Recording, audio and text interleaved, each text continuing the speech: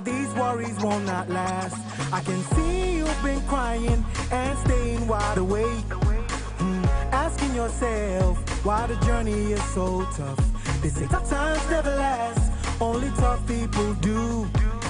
So don't stop believing, I know it's gonna be better. Say la, la, la, la, la, la, la, la, ba-dum, ba-dum, boom, la, la, la, la, la, la, la, la, ba-dum. Can't be loved by everybody, it's impossible, you know. And trust me, it's okay, so let the toxic people go. Your peace within is more priceless than a pearl.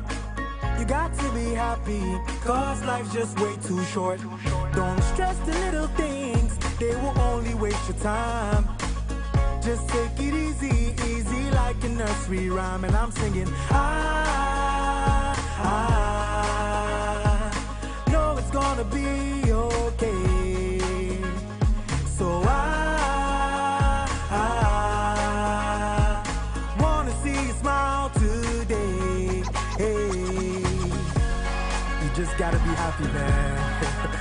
Good days, bad days, it's all part of life.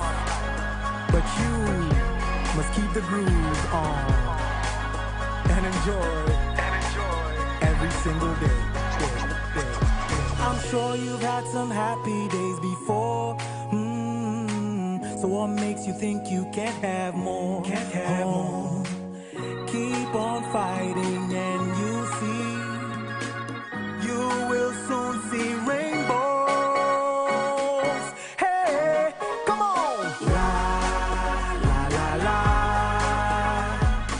La, la, la, la.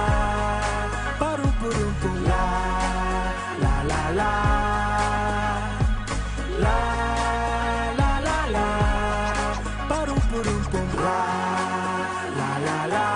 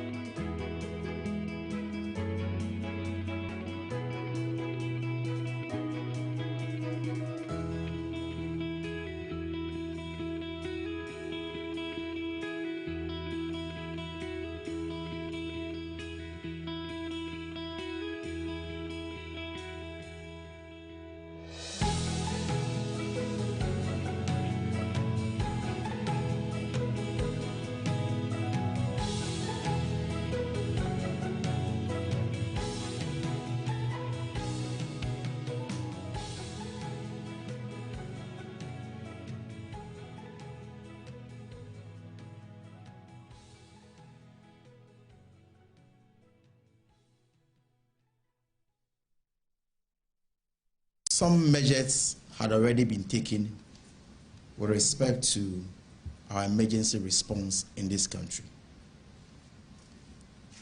We had already started the electronic bed management. And so at that point, we're doing the barcoding and the inventory taking of all beds, beginning or piloting with the regional hospitals and the teaching hospitals. So today, ladies and gentlemen in the press, we'll have the opportunity to visit that particular site at Greater Accra Regional Hospital to see the progress made so far. 2028, Yebeba be a majority in Parliament. Ojami, Yerenda Kra. A special mention. Me prede in there ajimimim in there ya mekrada. So I will call it Asin Nkukwasa Declaration. That on this day I declare in the name of God that come 2028 elections, the MPP will gain majority in Parliament and win the presidency for Dr. Mahamadou Bawumia and transform the lives of our cocoa farmers and all farmers in Ghana. Have faith in this party. Have faith in this party. And I call on all executives in this constituency, be united and rally behind the party and let's win. I know, God willing, victory will be ours in 2028. God bless you. Nyamisha wanyina, mede wanyina se.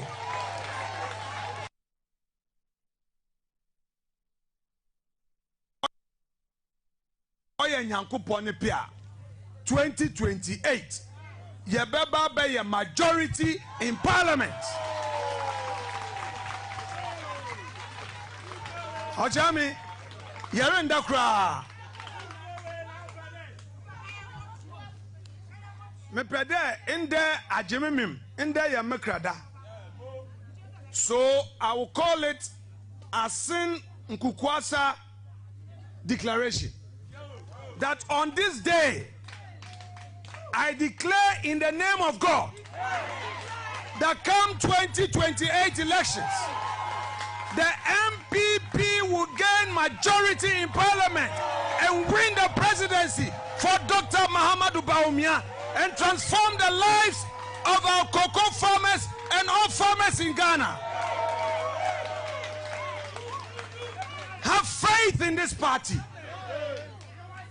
Have faith in this party.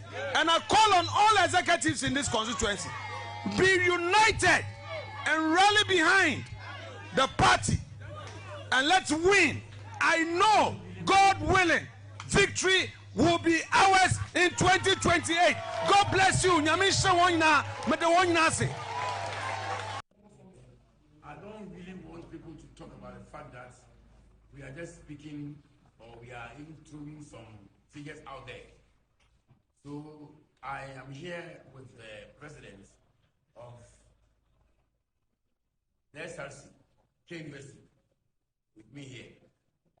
And that he is with me because I have been directed to be here from the news presidents. And we are working as a team so that they can help me to understand the real situation. So, Mr. President, maybe if you have anything to say as far as this process is concerned, maybe you can say one or two things, then we can clarify issues to confirm one or two things. Thank you so much. I think for some time now, accommodation has been one of the very great problems facing students in KNUST. And I don't think it should be an opportunity for hostel and property owners to take advantage of the unfortunate incident that's existing in status quo and overprice accommodation as far as education is concerned. Considering economic factors and all that, I think it will serve the best interests of the nation. If we truly want to see the future leaders we are creating, then we should also create affordable housing to assist their academic affairs. And I must commend His Excellency Rashid for listening to our grievances and taking up our plights, and also relaying it to the rent control department, who have swiftly come to not harass anyone, but just execute their mandate as far as their department is concerned. So I've been following closely. We visited a couple of hostels, and all that the rent control is doing is one, it's ensuring that you have accreditation for operation. And if you have to also prove or they'll confirm whether it's the certificate for operation is ended, and if it has to be renewed, they will advise you do so. And also, since they are the sole body to determine price for accommodation per the facilities available and also the geographical location of the property, I think they are not here to harass anyone. We bought it from our own internal generation fund. It's about $3 million. And so it's going to replace the transformer just behind us, which is the T4. That one is a 66 MVA transformer. So it means that this one is about 2.5 times the capacity of the current one. Yes. Yeah. So when we install it, it means that there is more capacity for more load, more industries to connect in Kumasi. Yes. Now, we are timing to do this work in tandem with the line upgrade. Between the July one. The July one. Okay, so whilst you're working on the line, you'll be installing this as well. Also. You synchronize them. Yeah, that's better. Yes. But Regional Minister, that means that we have to come to you, because what it means that in July, there'll be some little bit of interruption. Yes. But we'll plan it, we'll work with you, we'll communicate it, and ensure that it's as minimal as possible. The most important thing is to see how we can close the timeline. Yes. That's what I've asked them to do. That can we have multiple gangs, so that as another gang is working, another gang is working on the other side, then we can reduce the outage time.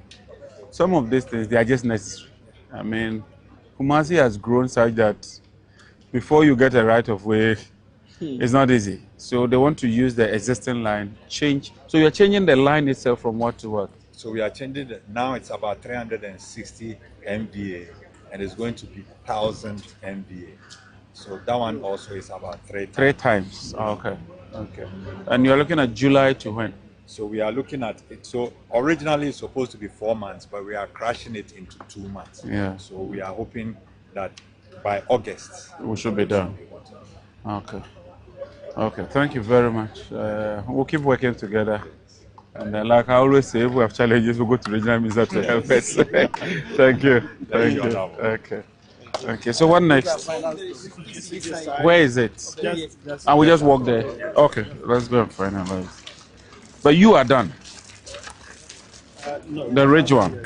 But you brought a. The transformer, we are done. Oh, you've replaced the transformers? Yes. Okay. As I said earlier, today, there are still constraints that we must remove. So Yeah. we are shipping one equipment for Germany.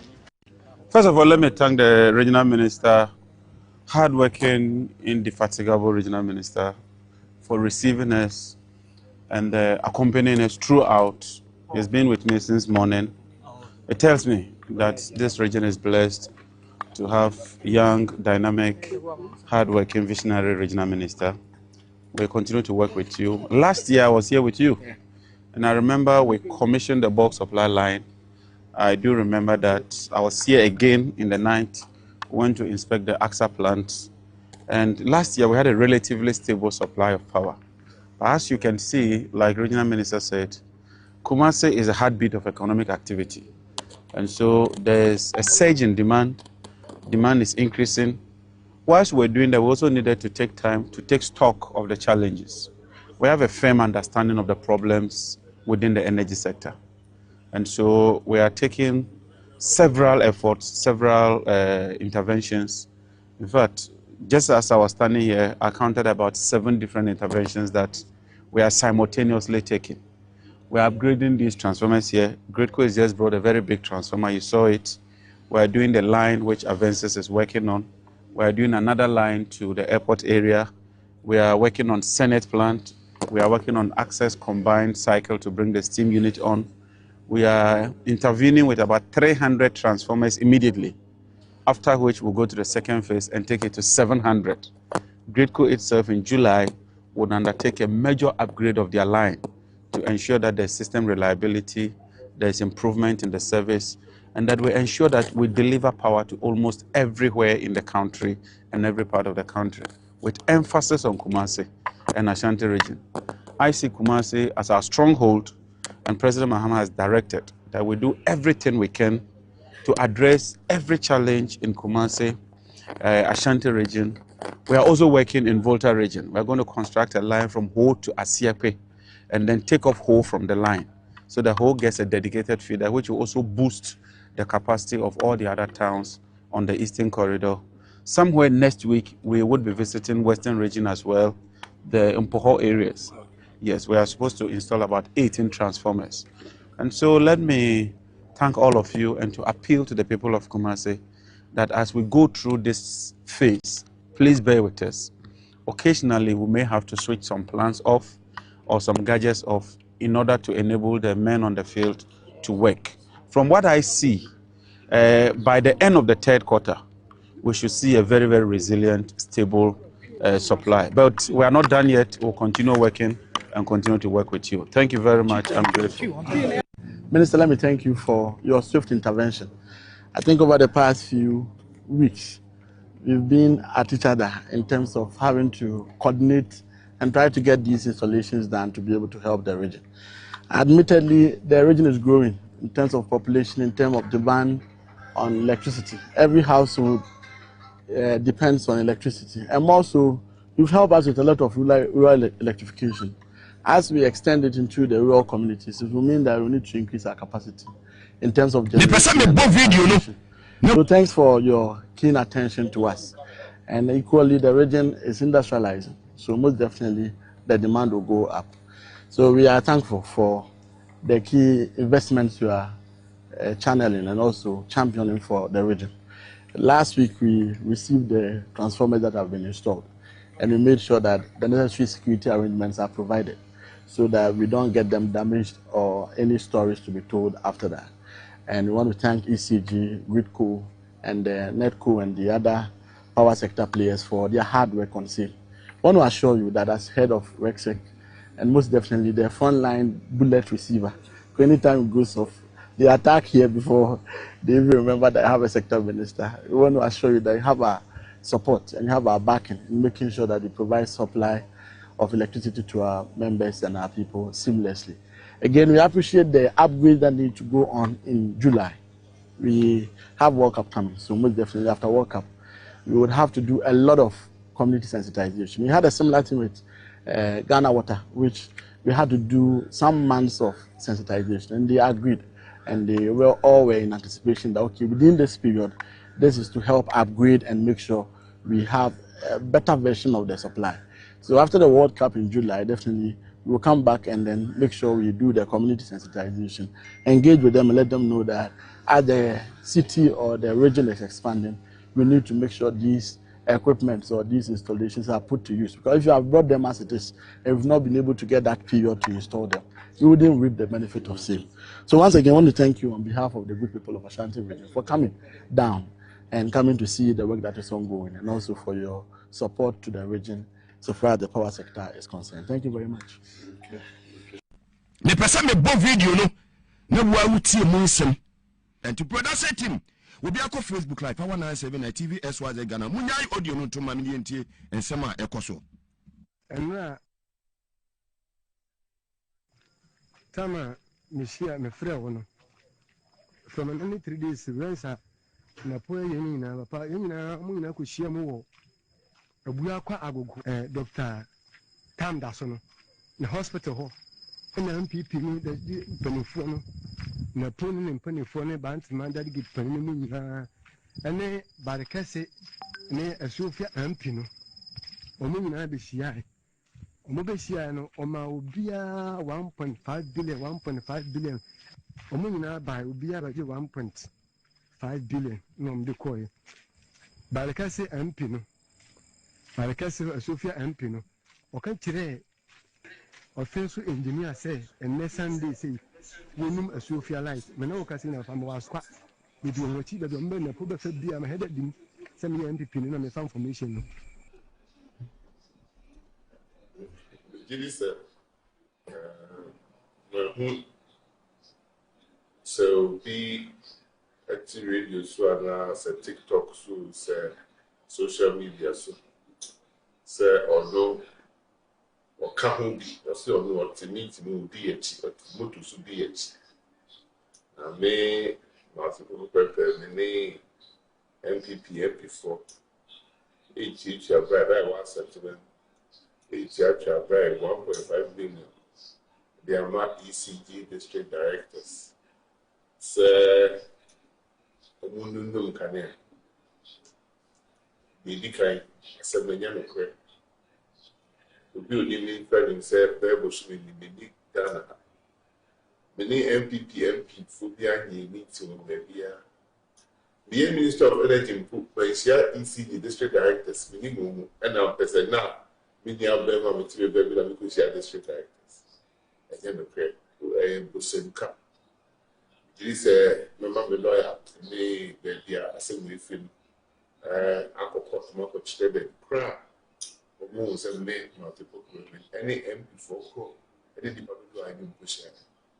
There are several the work and they have been the say, and yes, we make work as or the ECG district directors for every person by 8 years. Who say, and check, not mercy. NBC page football can say, may co-farm with ECG for that. I will once again, Shanty region. Only a baby department, you want to go so much sabotage your mind. Able circle. The year minister, and young minister, and the ECG district directors echo.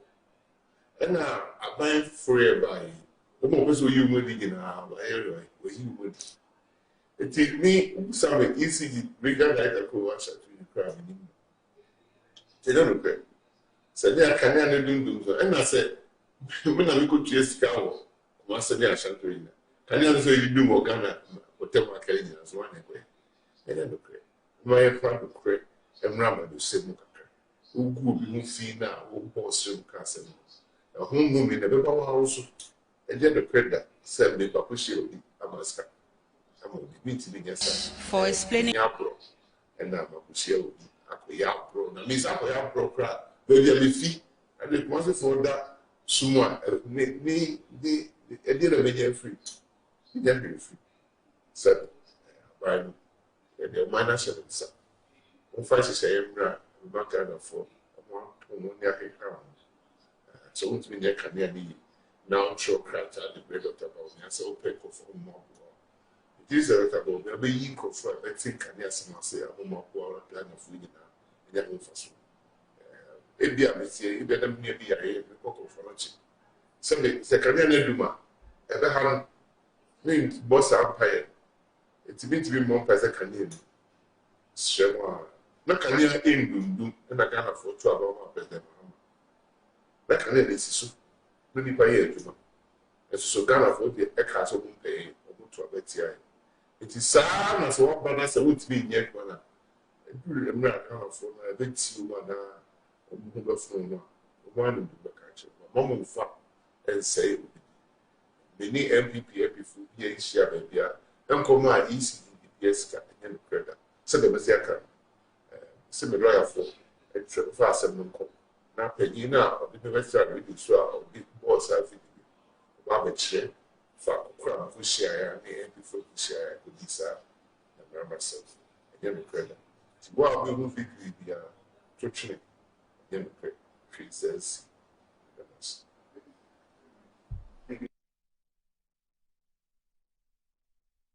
a special mention, one of our graduates today, Johnson Asiedun Ketia.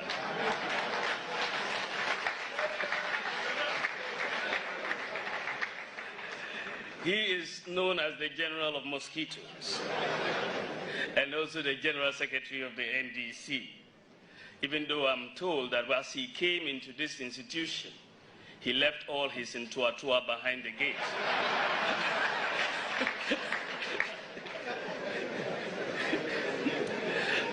As I shook his hands, I was wondering whether the physical training exercises had added any more muscles to him.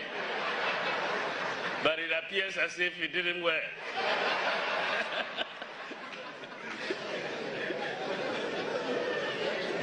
told that he did not come here for the physical muscles, but he came here to beef up the intellectual capacity of the NDC and also to enhance his case for being selected as running mate.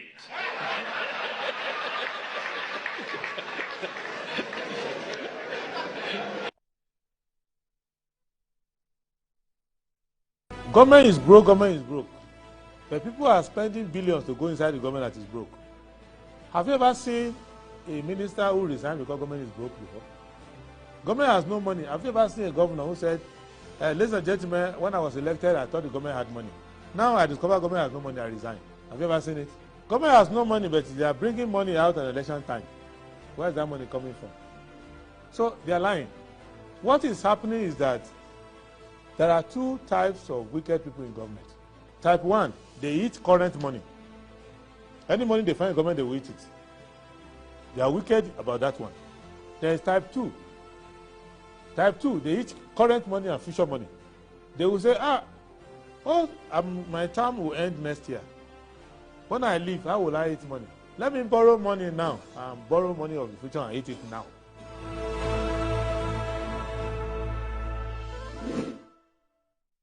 All right. Good morning. Good morning. Thank you very much for joining the show. This is Good Morning Ghana on Metro Television.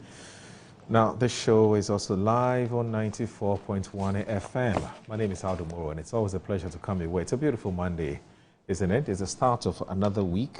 So basically, we're talking new goals and also new plan, new thoughts, and also a fresh start to challenges into opportunities and make the week count. In case there's something you wanted to do last week, you didn't succeed, please keep going at it this week, and hopefully you should be fine. Today is the 11th, yes, 11th of May, 2026, and this indeed is the day the Lord has made. Indeed, we're glad in it. I want to say big thanks to the Almighty God for making it possible and giving us a rare privilege of returning here to join the nation's conversation on the big issues that matter to you and I, or the big issues that are making the rounds in our dear country, Ghana.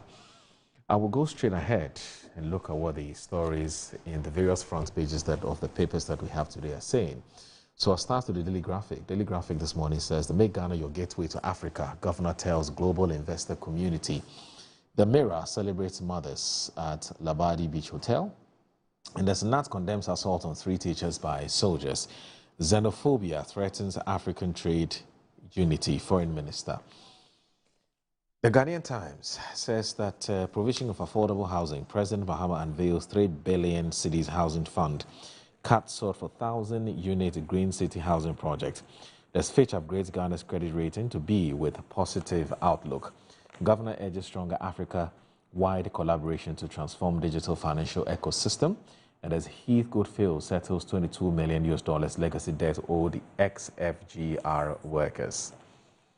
Daily Guide says that think tanks commend MPP's policy committees, and there's a woman stripped naked in military brutalities. Heath Goodfield settles $22 million workers' entitlement. There's a RANQ divorce case, feeder petition speaker of a spousal rights bill, police officer interdicted for defiling daughter. The new crusading guide, Yoko sued over refusal to release information under RTI law. Drama in Renak divorce case as Joanna Quay petitions CJ over alleged judicial misconduct. Customs boss Ironanan Kano takes center stage as WCO conference in Sierra Leone. There's a Santiachim Central MPP officers petition party to suspend internal elections over alleged irregularities. Mother's Day Care, Wesley Girls 2005-year group brings relief to mothers, pays hospital bills, donates care packages to new mothers in Ga West Municipal Hospital. Traders fear Republican AI system could collapse businesses. Boache Jakun calls for unity, forgiveness ahead of MPP's 2028 comeback bid. The Insight. Tour turns to West African crude oil as revamped efforts deepen. Russia's Vladimir Putin blasts NATO in Victory Day parade speech. Mahama cuts sought for 1,000-unit housing project. Doctors, teachers, nurses, civil servants to benefit. VIB demands radical health overhaul, urges closer collaborations and expanded care. From broken bottles to a masterpiece, Mark Bansi Gallery honors Dr. Ofori Sapong. at 60. And as historical oppression, global conflict, and power shifts dominate SMG public lectures as speakers warn of rising injustice, global instability, and others. The Herald says that PDS names Attorney General and the ECG boss as witnesses to 850 million cedis ownership. Controversy deepens within Ghana Police Service over promotional exams. 7,000 officers chased 700 slots. Bahama unveils 3 billion cedis housing fund for workers. And there's conscienceless GMA still attacking Akosa Committee for exposing errant doctors. Engineers and planners seek $740 million from Goldfields in arbitration. And as Mahama unveils 3 billion cedis housing fund for workers, I think we looked at that already. The Ghanaian publisher says minority moves the Cocoa fight to Central Region. There's Obi Amwa chairs NPP Electoral Committee. There's Renak divorce saga, ex-wife drags judge before CJ. Upon Kroma, Sami Jenfi showdown over BOG 2025 losses. And weeds take over 1D1F starch factory. Oh, Ghana. The custodian says NPP set up strategic committees for Victory 2028. Upon Kroma chairs NPP Policy Committee, CDD, Imani, Lord, the initiative. And as weeds take over multi-million 1D1F starch factory, Heath Goldfield settles mine workers' arrears. BNFT says that Cocoa Board targets new funding model for 2026-2027 cocoa season, and there's a Heath Goldfield pays $22 million to settle inherited workers' liabilities. SEC bets on virtual assets to drive next phase of capital market growth, and there's digital lending expands across Africa. Practice responsible borrowing, MML CEO cautions. And there's a Johnson Group, Vink, that's a VYNCKE, forged landmark waste to energy partnership for Africa. And then you have the Inquisitor. The Inquisitor says things fall apart. Uneasy calm at GRA as Commissioner General plays Mr. Nice Man. And there's also dignity in hard work. Eduzi Tamako confirmed as NPA CEO. There's Gold Board targets 400 million cedis weekly gold purchases under GANRAP. Sami Jenfi. Julius Zebra reaffirms Ghana-China relations. And then there's also, okay, so I guess I'm done with the Inquisitor. Now, the Informer says BIA warns against attacks on axle load stations. There's Apenyo Marking accuses Yoko Boss of centralizing power. There's fixed power crisis, stop propaganda, Napo to government. Jospon Group, VYNCKE partner for effective waste management. Cocoa Board announces new funding model.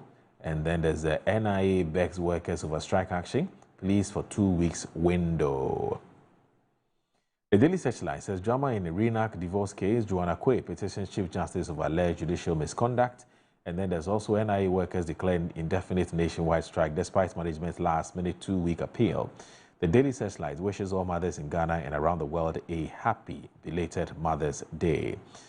All right, so that's it for Daily Searchlight. And there's a stronger border controls. Aaron Kano urges customs chiefs at 32nd WCA. And as fake renter vanishes with Kia Rio after test drive, police hunt suspect in Itanza. Minority takes cocoa fight to Central Region. 42,000 plus primary JHS teachers lack teaching qualifications, according to NTCV. That's Metro Lens. Sorry about that. Metro Lens.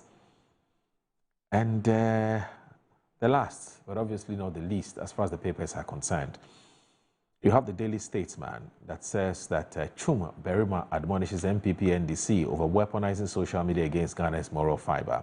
And there's Renak divorce battle heads to Chief Justice. Apenyo Marking leads minority to cocoa communities in the Central Region.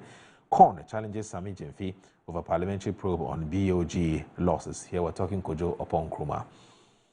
And then there's former Deputy Attorney General urges GJA to resist it, return to culture of silence. Let's now go online. So my jaw online says 28 Ghanaian human trafficking victims rescued, repatriated from Cote d'Ivoire. Ghana Publishing Company records 16.9 million cedis profit in 2025, more than 6 times 2024 performance. And then there's a law firm alleges intimidation and abuse of state power after lawyers arrested in PDS probe. And there's Joanna Kwe petitions CJ over alleged judicial misconduct in the Renac divorce case. The City Newsroom says government explores egg powder production to tackle glut. And then there's T-bill auction oversubscribed by 80% after 2 months of weak demand. New cocoa funding model to reduce reliance on offshore loans, according to Cocoa Board. And get licensed or face sanctions, NTC wants over 42,000 unqualified teachers. And then you also have Ghana Web that said it's no longer a pothole but a manhole. And NDC MP kneels to beg for her road to be fixed. And then the absurdity of Ghana's compulsory DNA testing bill. It's a very interesting conversation. The store targets West African crude amid recovery efforts. I'm not perturbed about public opinion. Heartful goalkeeper Benjamin Asari. And then you have Metro TV Online that says Arsenal snatched dramatic win as VRA breaks West Ham heart in stoppage time. 28 Ghanaians rescued from human trafficking network in Ivory Coast. Barcelona claims title with Clasico win to deepen Real Madrid misery.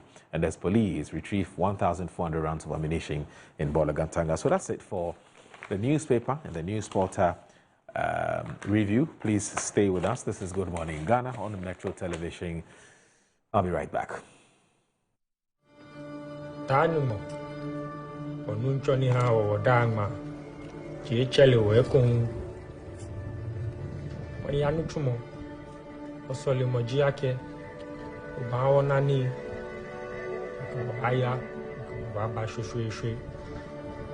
Amen.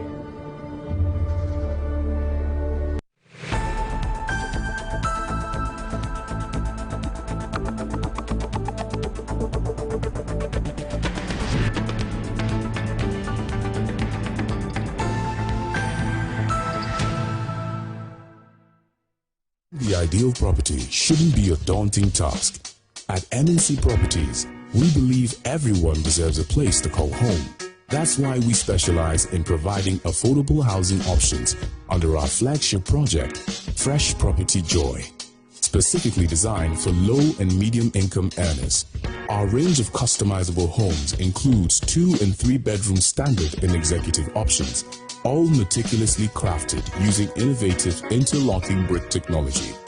We understand the importance of simplicity and convenience in the acquisition process.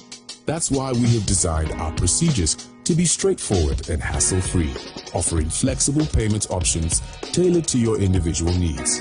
In addition to our affordable homes, we proudly offer litigation-free lands for sale in vibrant and upscale communities that present the perfect opportunity to build your dream home. We are committed to making affordable housing a reality, providing you with the joy of owning a home that meets your budgets and aspirations. Whether you're looking to buy, rent, or invest, we've got you covered. Our service team is ready to assist you on 030-255-1917. MNC Properties. Mommy, good morning. Good morning, my son. How are you? I'm fine, thank you, Mom. How about you? I'm fine. Joe, I just saw your mom doing her usual morning routine. Like, it was just 2 weeks she underwent a major colon surgery. Bro, see, my mom is doing perfectly fine, and we're all excited about it. It was minimally invasive surgery, and the recovery has been very fast. Minimally? Hey! No, wait. What do you mean by that? So they offered my mom a laparoscopic colon surgery. Laparoscopic colon surgery, which we accepted. It turned out it was equally safe with a very fast recovery time, and the cost involved too was very, very reasonable. She was discharged 3 days after the surgery, and you can see her, she's on her feet again. 3 days? Just 3 days, bro. Mean Tuber Hospital, first Ghana colorectal center, aimed to serve a peculiar health need.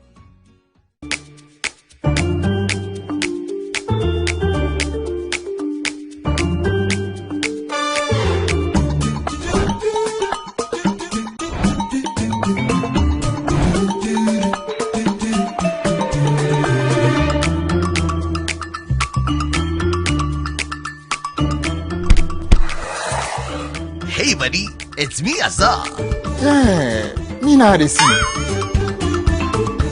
Hey, you look fresh. Oh. Hey. With your label today, me. Wait till you see what's inside me. Azar, freshly made inside and out for greater coverage and colors that last longer and beautify your walls, spaces and places. Azar, no size. Go ahead. Buy now. Azar, #1 from Azar Group since 1921. Grab your bottle and unleash the taste of Storm Energy Drink.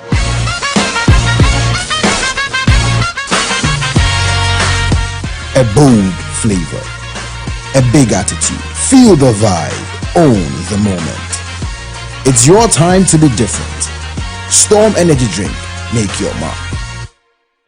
Excessive drinking can be detrimental to health, not recommended for persons under 18 years, lactating mothers, pregnant women, and people sensitive to caffeine. This advert is FDA approved.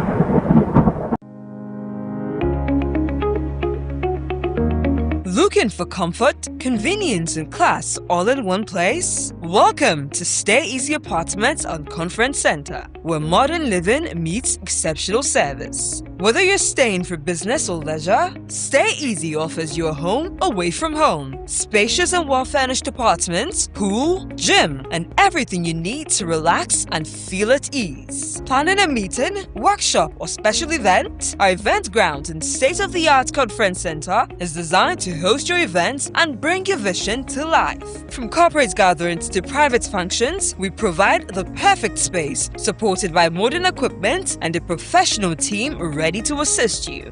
At Stay Easy, your comfort and success are our priority. Book your stay or reserve your space today. Call us on 020-739-1473 or 0244-226367.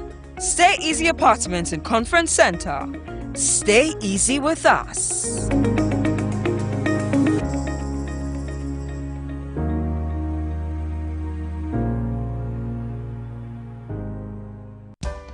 In my line of work, a confident smile is everything. Kel Charcoal Toothpaste keeps me on top of my game and ensures my smile is always radiant and bright. With the tiring nature of my job, we spend several hours under the scorching sun. To keep our teeth white and our breath fresh all the time, we use none other than Kel Charcoal Toothpaste. Kel Charcoal Toothpaste. You're on a kessie and in a kit one.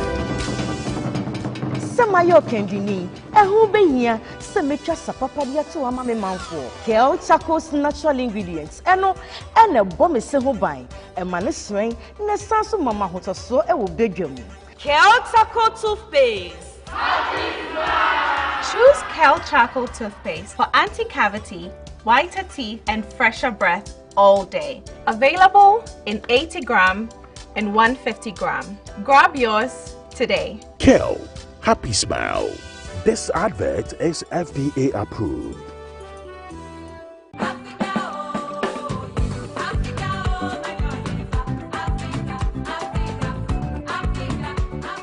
Hello everyone, we are the Congolese community in Accra. We are invite you to enjoy our food. It's very sweet, pondu. We prepare it very nice. We mix it with some spices, very nice. We are invite you on the 23rd May à de Metro TV. Vous pouvez venir, nous allons préparer notre cuisine congolaise ici. Les pondous, on va mettre les arachides et d'autres ingrédients. C'est tellement bon.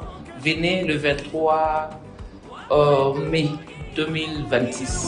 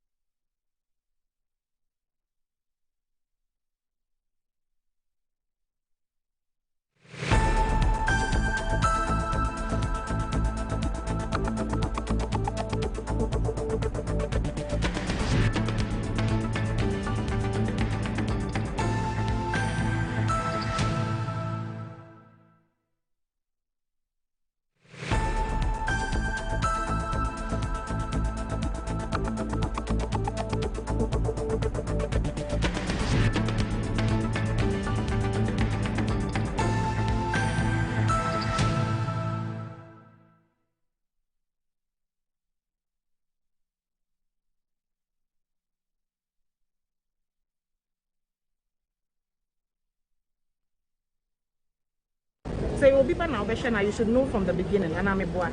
And say, me, I support it. I don't know why women don't support it, but Minyanka, right at birth, no. Nanki, I hear cry, no, be asked my day. Adjourn. Say, Obi now, Beshana, you should know from the beginning, and I'm a boy. And say, me, I support it. I don't know why women don't support it, but Minyanka, right at birth, no. Nanki, I hear cry, no, be asked my day. Adjourn. Say, Obi now, Beshana, you should know from the beginning, and I'm a boy.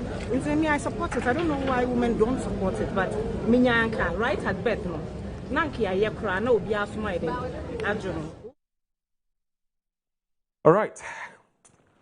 You're watching Good Morning Ghana on Metro Television. Thanks for staying with us. My name is Aldo Moro. My guests are here. In fact, one of them is already seated, and we'll kickstart our conversation. Today is an all-women affairs, an all-ladies affair. And as we said to you last week, that Mondays is not cast in iron, is not cast in stone. Yes, by default, we have decided to give it to the CSOs and so on, or independent-minded, independent thinkers, let me put it that way, or independent-minded thinkers, that's what I should be saying.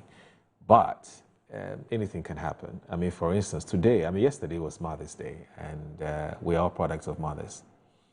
Women are people we celebrate, we cherish them, we value them a lot. And yesterday being a Mother's Day, of course, the production, my very hardworking and smart production team thought that, look, we should dedicate today to the women to feature on the show, and that's exactly what we've done. And so we have two very intelligent and wonderful mothers and who have joined us on the show this morning. So right here is Professor Benedicta Yarafusu Mensah. She is a member of the NDC's communications team. Good morning, madam. Thank you very much. And it's a pleasure to have you join us. It's been a while, actually. The last time you came here must have been about 3 months ago? The whole of this year. Have you been here in 2026? Must have been once or so. Yeah, I think once or twice. Once or twice. Yeah. Good to see you. Good to see you. How is it? So what caused you lecture on? To this one, I want to spend about 5-10 minutes and get to know you a bit more. What caused you actually lecture? Where do you lecture? First of all, you lecture environmental science. Or where? University of Ghana. Legon. Yes. Wow. How long have you been lecturing?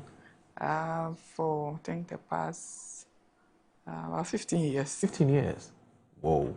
Do you enjoy lecturing? Oh yes. I mean, impacting knowledge and raising new generation or new generation of intellectuals. I think it's something that is great. But I want to say that it's not just lecturing, but then we also do research. I'm a research scientist, so I spend about 75% of my time doing research and then 25% teaching. Wow. 25% lecturing, 25% research. 75% lecturing, 25%. No, the other way around. 75% research and 25% lecturing. Yes. Wow. And do you research for just local organizations or even international ones? No, so I'm with the Institute for Environment and Sanitation Studies. It's a research institute. Okay. And so what we do is do research, but then we also host 3 programs, which is, in fact, environmental science. So we run the PhD environmental science program, MPhil environmental science, and then sustainability studies, and then environmental sanitation program. Aside that, we also do research. As I said, it's a research institute, so we spend a lot of our time doing research. We write proposals, and most of these is with international institutions, so we do a lot of international collaboration. And then we also do local collaboration with other institutions, agencies, and also government departments. But there's a concern that a lot of this research is not put to use. I mean, there's every knowledge we need in this country to develop is right here. People have conducted all kinds of research, and the research are there. They're gathering dust.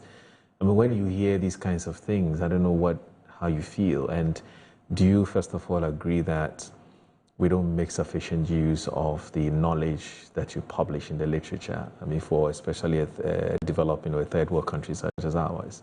And it's part of the reasons why our development has been a bit slow.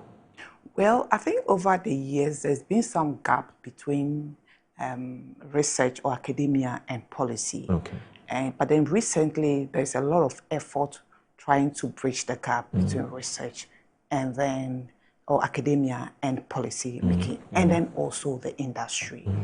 The issue of the fact that academia is not making impact, a lot of our research is gathering dust.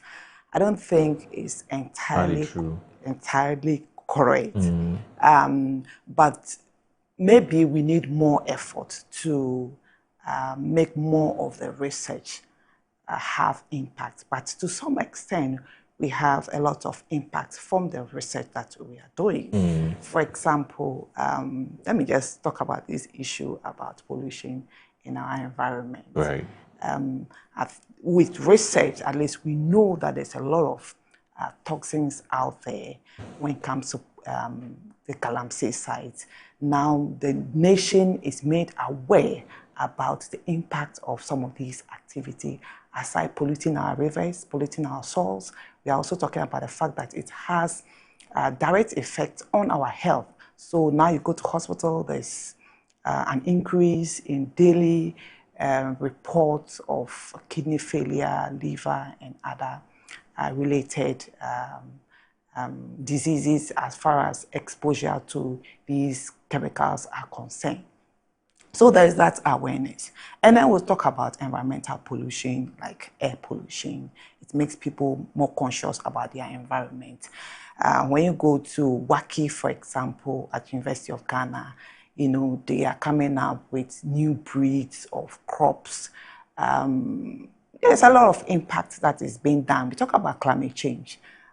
Previously, I mean, not many people knew about climate change. People heard about it, but are not able to really tell what climate change is about. But now we have quite a number of people, in fact, I would say a lot of Ghanaians are now aware about climate change and are also experiencing the impact of climate change. And these are all through research. Now we are talking about, I mean, farmers being informed about the fact that nothing can be done about the impact of climate change, but we can do something about adaptation. So what should they do to adapt to climate change? What should they do to still be able to increase yield in the face of the climate, or in the face of climate change? So these are all impacts that research is being doing. I mean, is the impact of research. Now we talk about, for example, I still want to talk about climate change. We talk about projections. So now, at least a number of Ghanaians are aware about some expectation as far as the next 20 years, how Ghana would look like. And those are all as a result of climate change. So you're able to do prediction to say that in the next 20 years, for example, yield is going to reduce by this because of increase in temperature and also reduction in precipitation. And if yield is going to decrease by X percent, then it means we have to take measure to make sure that though we are expecting climate to change by X margin, we should still be able to increase production. Then the breeders come in and try to breed more drought-resistant variety, try to come up with new pest resistant, because climate change is making pests more resistant to chemicals, and then there's also new emergence of pests and diseases out there. So because of these awareness, some measures are being taken, and the measures is intended to reduce the impact. So as we prepare ourselves, as we build our resilience, it makes us not to really feel the impact as we would have felt it if there was no this awareness or there was no signs to these occurrence. So research is making a lot of impact, and also for the fact that we are also impacting knowledge. And then also now we are talking more about industry and research. So for example, University of Ghana, we encourage a lot of experiential learning, especially for the PhDs, where they spend about 6 months of their study time. They're supposed to work or have some experiential learning with industry. The essence is to, one, identify some problems within this industry. Some can use them as their research topics. So the industry then benefits directly from the student, because the student would carry out research on that area of problem that has been identified, and then the results given to the research. And aside that, to also help solve some of these industrial needs. So there is that deliberate effort to bridge the gap. Yes, we've identified some gap, but I think now there is that deliberate effort by universities to bridge this gap between industry and then also research and policymakers by developing policy briefs. So is it a case that these institutions that make use of your research, are they the ones who would commission you to do the research, or you on your own would identify a certain area of interest, you do your research or you conduct your research, and then you put it down, and then a certain institution, organization that wants to make use of that research will then apply? And when they apply, do they have to pay for that research? Or, I mean, how does it work? I mean, what is the relationship between what you do and the users of the body of knowledge that you have been able to collect through the research that you conduct? How does it work? So there are two sides of the coin. Okay. One is where an institution or an industry has a problem and wants it solved. Okay. So that one, the institution may approach or the industry may approach maybe a research institute and then give it out, one, either on a contract or a consultancy base, where the institute or the research institute then handles that as a consultancy. The other way is also a situation where, yes, there's a problem, but we are making some funding available, and students as well as researchers look at that as a way of trying to find a problem. I mean, solve the problem. Yeah. So that is another angle. But there are also instances where individuals identify a problem and try to solve the problem as a way of research. So that I said, there are two sides where individuals identify a problem within a given area. For example, there was a student in our institute that tried to find out the impact of a cement factory in a given area or given community, and is to just create awareness about some impact of particular matters in the environment as a result of air pollution. So that is a problem that an individual has identified and trying to find, or a situation where a student decides to really look at the impact, let's say, of illegal mining on a community, look at it from the social perspective, look at it from the ecological perspective, and then also look at it from maybe environmental perspective. So problem or an individual identifying a problem. Request another institute to solve this problem for me, or I have this and I want you to investigate. So as I said, there are different dimensions.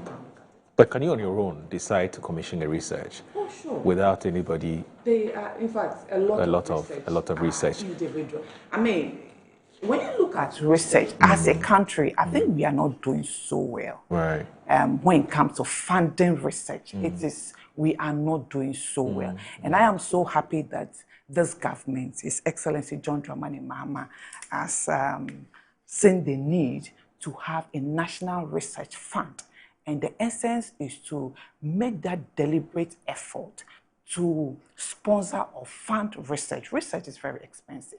And at times, yes, I always lament, why do we always leave research for the international organization to determine the pace of research? Yeah. Most of the research that we carry out in Ghana are international funded research. And they determine what they want. But we as a nation, also we have our peculiar needs that we want to really tailor our research towards. And so if we leave research funding for international organizations to fund, they fund what they think is of interest to them. Yeah. And sometimes they end up taking a lot of our data, and they have a database that they keep this information. And so I will say as a country, we are not doing so well, but I am happy that at least we are starting somewhere that now there is this deliberate effort to have a fund as a national research fund, and people can write proposal and seek support from this fund to. My final question to you before we move to a more substantive conversation for today. So when you're done with your research,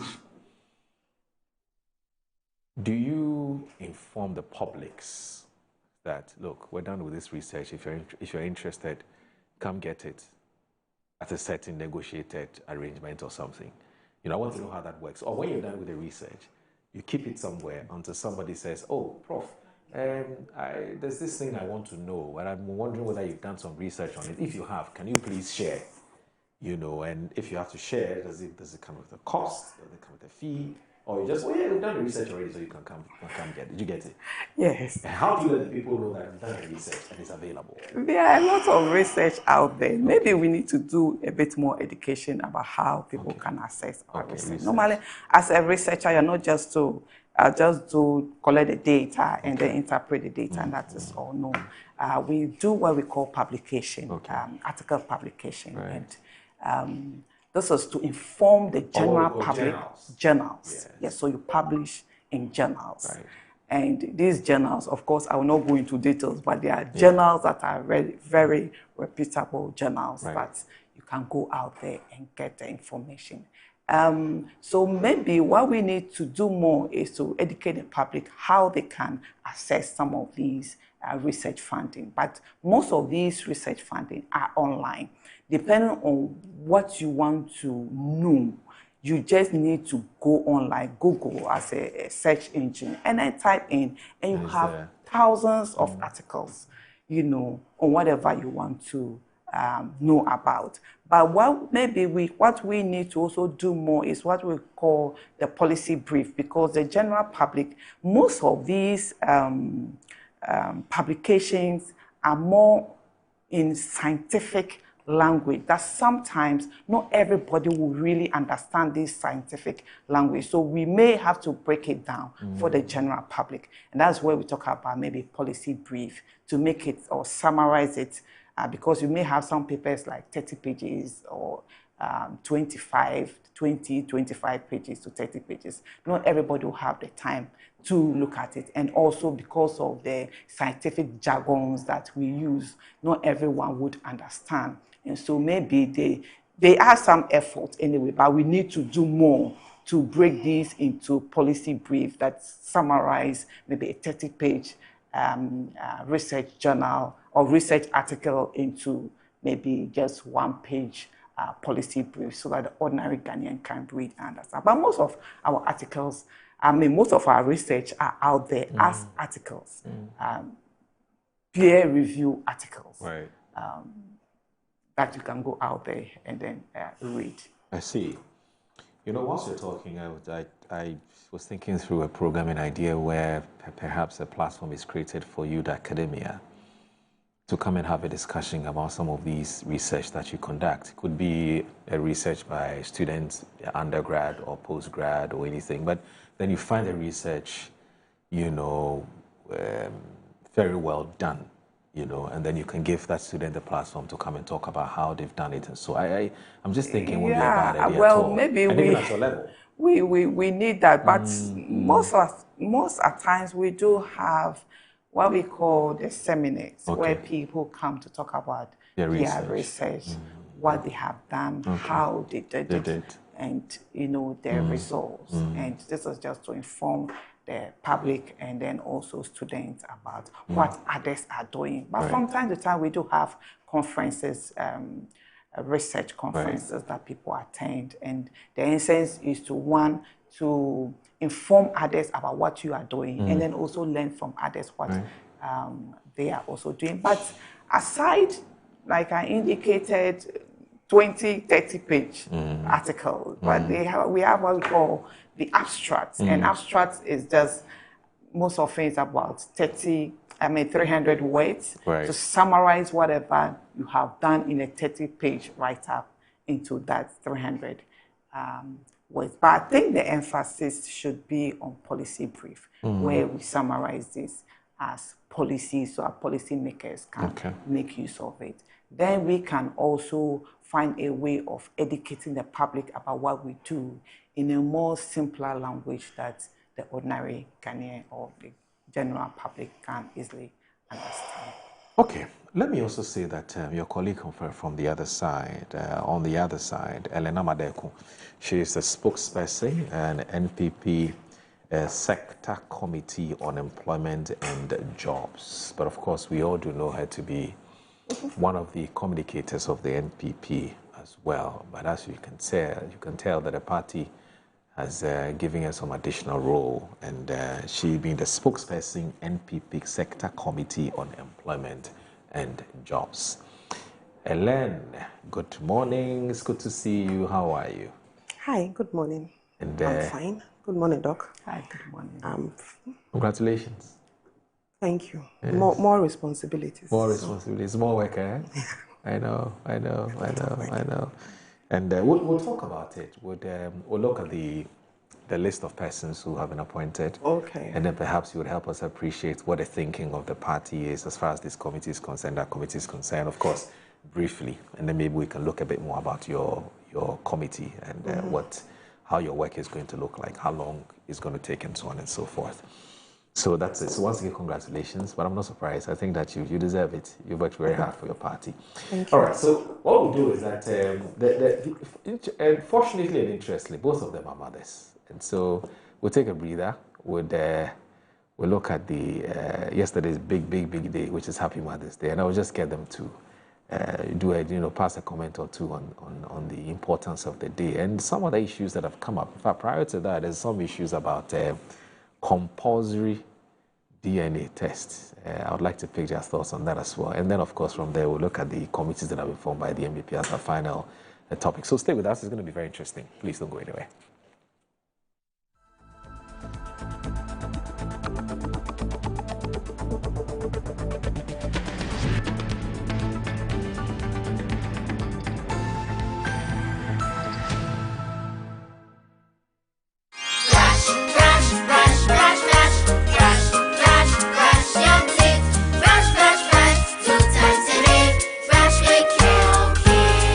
Hello, my friends. My name is Kelkit Toothpaste. Wow. I was made to be gentle on your gum, but protected. I will protect your teeth from cavity, make your teeth whiter, stronger, keep your mouth fresh all day. And best of all, I'm strawberry flavored. So put on a smile and try me. That's amazing. Just try me. That's my job. If you say so, jump on my brush. Makes your teeth stronger, chicky whiter, chicky stronger. Yay! You did it! I'm glad you like your new toothpaste. Don't forget to brush both day and night. Kelkits, happy smile.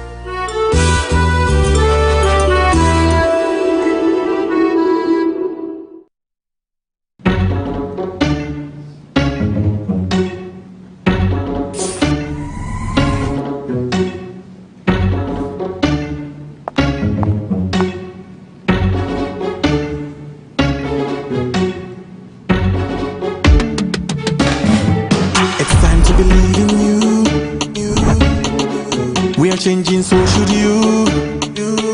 If you're dreaming, don't be afraid. And in the valleys, keep your head up high. Dare to dream with Puma drinks. Puma, yeah. Believe it, you can achieve. Puma, oh yeah. Clap your hands for the whole new vibe. Make we set the blessing. Oh yeah, come alive. Let me hear you.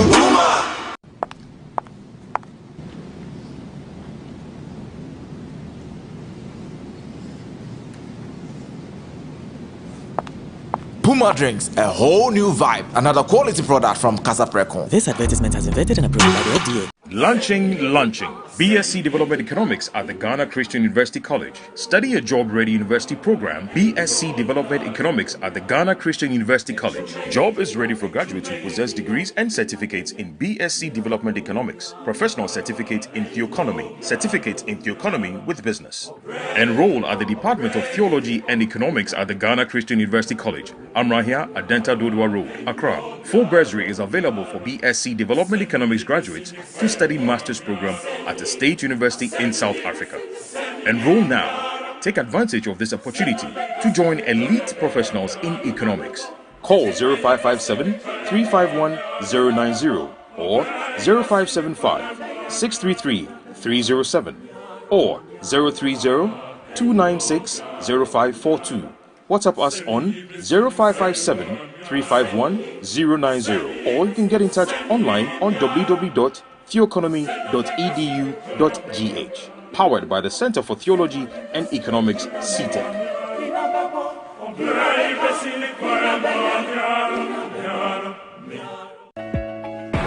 This Easter, Estate Masters Limited is giving you more reasons to celebrate in our extended Easter promo. Secure your dreamland at Nest Cottage, Chopoli with a massive 15% discount. Or choose Palm Hills, Gomwa Pamfukrum, also at 15% discount. And for lovers of the coast, Coastal Park, Ningo Prampram awaits you at 10% discount. Plus, enjoy free site visits and free documentation because we make land ownership simple. This Easter, don't just celebrate, invest in your future. Estate Masters Limited, your most preferred estate partner. Yes, next.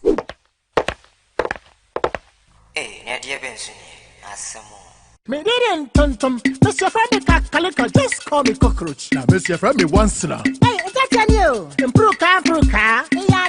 Yeah. Captain Mosquito, double the accent.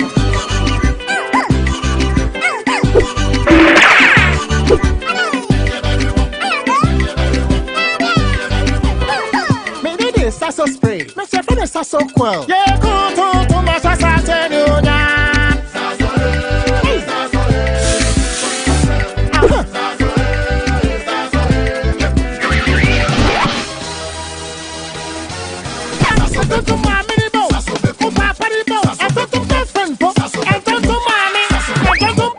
Sasso, come tum preco.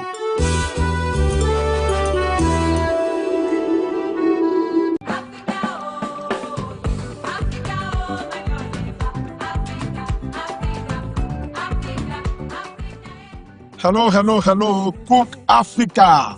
My name is Mohamed Lamin Diallo. I come from Guinea.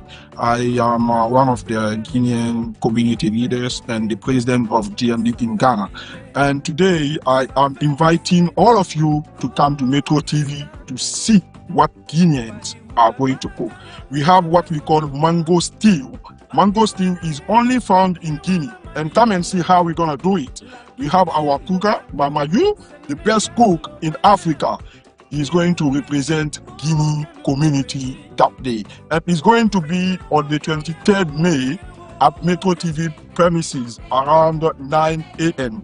You are warmly invited to come to Metro TV that day to support us and support the event. Lagina yama no invite fene kotobabi nima kaswa mamubi obri ngamini kumasi bi ngafa wafa la Guinée culture masin Afrique be on masin Afrique be on fatana na badi la Guinée monde sauce ana la Guinée kansane mara hule ni ra fala na fani ra to ma la Guinée nantu donc nous bien invité de la Guinée communauté green garakui o mini o masin on fatana na sinin fitni wassalam.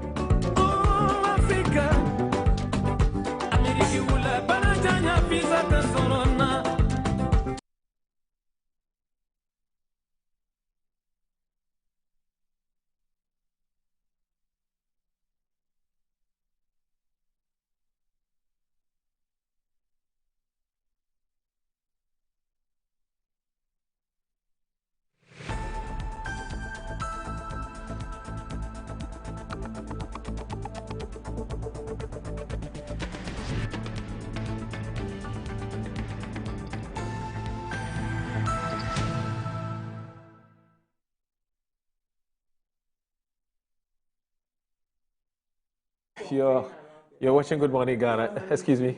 You're watching Good Morning Ghana on Metro Television. The show is also live on 94.1 FM. My guest already started a conversation off the air, but that's perfectly understandable because they need to pick each other's thoughts before expressing their views on the matters that we have already advertised we intend to talk about. So, as I did indicate, two very wonderful women who joined us this morning on the show.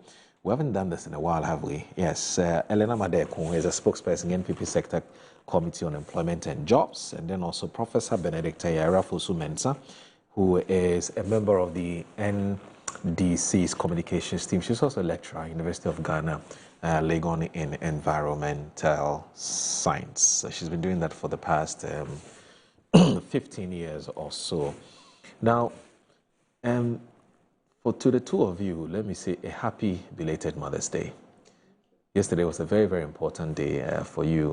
The whole world recognizes the importance and the contribution of women when it comes to development, etc., etc. And no wonder that yesterday the whole world decided to recognize and to acknowledge what you've done for the world. Let me pick your thoughts on the importance of yesterday's big day, which is Mother's Day, and then there are some other issues that have come up which I'd like to pick your thoughts on. But first of all, let me start with you, Ellen. How did you celebrate Mother's Day yesterday? Well, good morning to our viewers once again. Yesterday was quite a double situation for me. Okay. Yesterday was my father's birthday, his 77th. Oh, really? Birthday, yes. Hey. So let me take this opportunity and wish my dad, and everybody knows I'm a daddy's girl. So yes. My dad, Mr. Kwesi Asante Deku. Okay. Formerly of Agric Development Bank of Kwewua Betifi. Okay. And now the first elder of the SDA Church in Kaswa, American Town. Wow. A happy 77th birthday. You know, I've been quite lucky to have a very, very good dad, and I haven't hidden it. For a man who had 3 children who were all girls, and coming from a society where having a male child is very, very important. But he decided that this is what God has given me, and this is what I have. And he's pushed every one of us to the best of his ability, and he's still doing it. So for just that simple mere fact, I have to say a big thank you and a big happy birthday to him. And also wish him a happy Mother's Day. There's a reason why I wish my dad a happy Mother's Day. Okay. About 14 years ago, I lost my mom. And at that time, I had just had a child, about 3 months. My younger sister, the one after me, had also had a baby at 7 months. Wow. And we just lost our mother like that. We were living with her. You know, when you have babies, you have to go home and let them take care of you. And that sudden death happened. And Daddy stepped into the work that our mother was supposed to do. And he's been doing that for the past 14 years. I've been able to do all this, including getting into active politics and going around because he's there. I can leave my boys with him when I have to travel, when I have to go somewhere. Wow. My father doesn't mind packing bag and baggage coming to my home or me sending the boys to him. And he's done, that's what mothers usually do when they are children, they have to hold up. So for me, my dad has been a mother and a father, especially after my mom passed away. So I wish him a happy Father's Day, Mother's Day. Yes, Mother's Day. And wish him a happy birthday too on top. So yesterday was quite a busy day for me because we had to go home, we had to celebrate him. And I think God has blessed him. At 77, he's still very strong. In fact, Moro, if you decide to compete with him for a girl, my father would win. I'll send you his pictures. My dad looks really 77 good for a 77-year-old. So yeah, happy birthday to my dad. Daddy, I love you. You know it. I don't have to say much about it. Wow. Yeah. Wow. So that's how I celebrated my father. He must have taken very good care of himself because at 77, because that's almost 80. Yeah, 3 years from 80. You look very much like him? I think so. I don't know. Maybe when I'll send you the pictures. Yeah, please do. We'll put it up on the screen. Bright. Oh, but Bright is on my Facebook. My daddy's pictures are there. He has. Okay, Bright. So please get us Ellen's daddy's. I want to see whether he is a wellness. He's younger than me. Yes, he looks younger than me. He's a wellness advocate. He's always been that. He's an agric. He's a farmer. He's been an agric person. Okay. He's the sort who plants his vegetables at home. Yes, I mean, he gets all his vegetables from home. He's a sort who, yeah. You should have a conversation with him. I'm sure you would love to have a conversation. Wow. He's big on healthy lifestyle. Extremely. Wow. And no wonder. I mean, you see, the science of long living, but in that part of the world, we like to focus more on the spiritual. Oh, it is God who determines when you come and when you go, and so people just do whatever they want to do and say, oh, die, be die, that kind of thing, But otherwise, the science to living a longer and a healthy life. Because at 77, it's, wow. You see, that's him. That's him. Wow. And this is 77. It looks like he's in his 50s. Yes. 77. Yep. That's my dad. No, the man is blessed, though. Wow, I'm sure he's. And you're having a daughter extremely, and he's healthy. He doesn't have. He does everything. Walks, he doesn't jumps. have. He does everything. He doesn't have any health matters. And sometimes I wish I had taken his genes, but it looks like I moved more to my mom's side. And for him to have, and that's me and him. I think when I was wow. I was 2 or 3 years. Wow. That's Ellen, little Ellen. Yes. And when you have a daughter you like haven't me, changed much, have you? Not really. The mischievousness. It's simply time, To have a daughter like me for 44 years is not easy. I am his most difficult child. She's not changed, though. She's not changed. Whoa. No, this is beautiful. I'm not sure you're one of his favorites. I am his firstborn, actually. And I'm his favorite? I should think so. I should. Because I don't know, but how does this happen where parents tend to have a favorite amongst children? They have about 2, 3, Usually 4. the trouble wants someone to also give them wahala. Me, I'm giving him wahala. You give him wahala? This man. And then you haven't changed. One day you have to have a conversation. Give him wahala. Both on social and, in the physical world. But he's been exceptional. An amazing He's father. been exceptional. So wow. I just have to celebrate every day. Oh, every day. You either have to hear from me, he has to hear from you. You go and see him not complete. Almost every. You see him almost every week. That's interesting. Anyway, so happy belated Father's Day to you, Mr. Happy belated birthday. It's not Father's Day. Happy belated birthday. That's what I should be saying. Yes, to you, 77-year-old Mr. Kwesi Asante. How come? Oh, Deko. Okay, it's Asante Deko. But that's not a part of your name. It's Ellen Amadeko. That's my name. The Deko is the same name. Oh, not Asante. Asante no, the Asante is his name. His name. Okay. Yeah, mine is Ifusuya Deko. I get it. So yes, Mother's Day. Are you done with your... Yes, Mother's Day. Let me wish all my mothers happy Mother's Day. As I said, my mother passed away some 14 years ago. So I'll still wish her a happy Mother's Day posthumously. I mean, she was excellent. One day I'll have to talk about her. And still, the pain of losing her is still there. But she was an exceptional woman too. So a happy Mother's Day to her. And then to her traditional successor, the person who succeeded her when she passed. Okay. My mother now, Priscilla Uku, she's also been there for us. To Madam or Reverend Joyce Ayi, she's really supported me in mothering me, correcting me in this political journey. And then to Mrs. Kreyam of the Gold, she was formerly of the Minerals Commission and the Gold Statement. A happy Mother's Day to her. And of course, to my older sister, Her Excellency, Samira Baumia, a happy Mother's Day. And a happy Mother's Day to all my MPP women organizers, MPP women in politics. It's not easy for us. Be a mother, adding the politics to it. But we are doing it, and we'll do it. So a happy Mother's Day to all of us. Okay. All right. And Prof, first of all, what are your thoughts about Mother's Day, and how did you celebrate it? That if indeed you celebrated it at all? Good morning to our cherished viewers and to all mothers out there. I want to use this platform to salute you, Her Excellency, the First Lady of the land, Mama Lodina. I want to say Happy Mother's Day. The Vice President, the woman who have made history, Prof Nana. Want to salute you this morning, the great women, Madam Valerie Sawyer, and all the great women in NDC, and also the great women out there, all Ghanaian women. Want to say Aiko. It's not easy taking care of kids. You know, Mother's Day is celebrated as a special day because At times you wonder where we get the strength from to take care of kids, especially when you have a newborn. Yeah. It's like the whole night, there's nothing like sleep for you. Yes. And for some of us who had twins, when one, you struggle with one and it's asleep, the other is up. So almost the whole night. But there's always that special grace.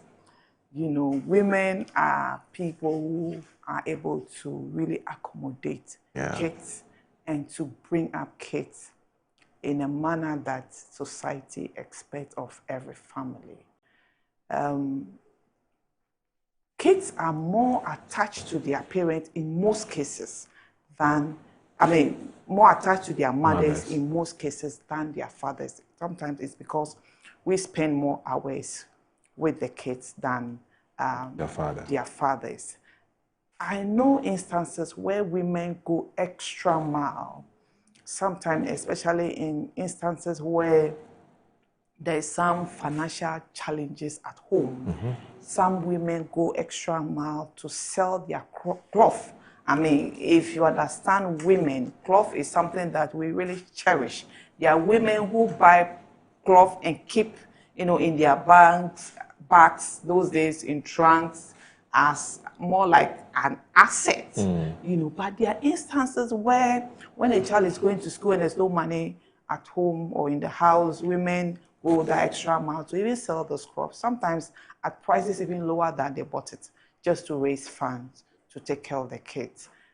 When a child is sick, most often, there are instances, of course, that men come on board, but women always take that leadership, role, running around, try to send the child to hospital, sometimes drop off the child in school, pick up the child, cook. Even no matter how difficult and tired she is, she still makes sure that the child eats at the right time, prepare the child to school. There are women who have to still, after cooking and feeding the child, have to even make sure that the homework, the child does, she does supervision. So because of that attachment and that daily activity around the child, women are celebrated as something, special. Because, of course, because of that caring characteristics of women, of course, these things are also extended to their husbands or to their partners. So it is not just a child that is celebrating the mother, but even some men celebrate their wife because their wives take care of them just like their mothers would do. And so that is why Mother's Day is a special day. Of course, we know that there are some mothers who have not really taken that mothering care and love towards their children. But if you look at statistics in terms of percentage, I think we should have more than 80% of women really showing that care. Women at times, if there isn't much food in the house, they will prefer that the child eats first. When the child is satisfied, the leftover is what they would eat. Sometimes, yes, they are doing that not because they are not hungry, but because they always want the child to get the best. And there's always this statement that we cook, but normally the best meat and the best part of the meat goes to the man and sometimes the children. Not because we really do not want to really eat the best part of the food, but there's that caring features or characteristics of women that sometimes we feel that when people around us are satisfied, it gives us that joy. And joy naturally brings strength. So the joy of others brings strength to us. And we know that when women are empowered, most often it brings some kind of joy to the house. We have some homes that though the man and the woman are working, or both parents are working, but you cannot really, or the man cannot really account for his salary. There are some men, the woman cannot even dare ask you, what do you do with your salary? But when the woman brings her salary home, of course, we'll make sure that everything that the house needs or the home needs to make life comfortable is provided. Of course, this is also not to say that all women do that. I know there are some women that their husbands will also complain that they don't know what they do with their salary. But there's always a statement that, oh, as for a man's money, it's for the woman, but the woman's money is for herself or for maybe her parents or her extended family. But just to say that women have these special caring characteristics, and because of the extra effort they do, especially raising kids, that is why the day is really celebrated as a great day. And of course, the statement that if you educate a woman, you educate a nation, and when you educate a man, you educate an individual. Still plays in the sense that when a woman is empowered, as I indicated, you can feel that at home. Okay. But there are times you see a rich man's children and they are still lacking because men sometimes look elsewhere, not necessarily home. But the woman will always, hardly will you see a wealthy woman family struggling. Yeah. There are instances where you can see a wealthy man's family struggling because, of course, there are other factors influencing that. But I would say that for that caring, because he doesn't want to spoil them. That caring nature of women. The man does that because he doesn't want to spoil them. He wants them to. He wants to raise them the hard way. Well, so that's still the statement that when a child becomes wayward,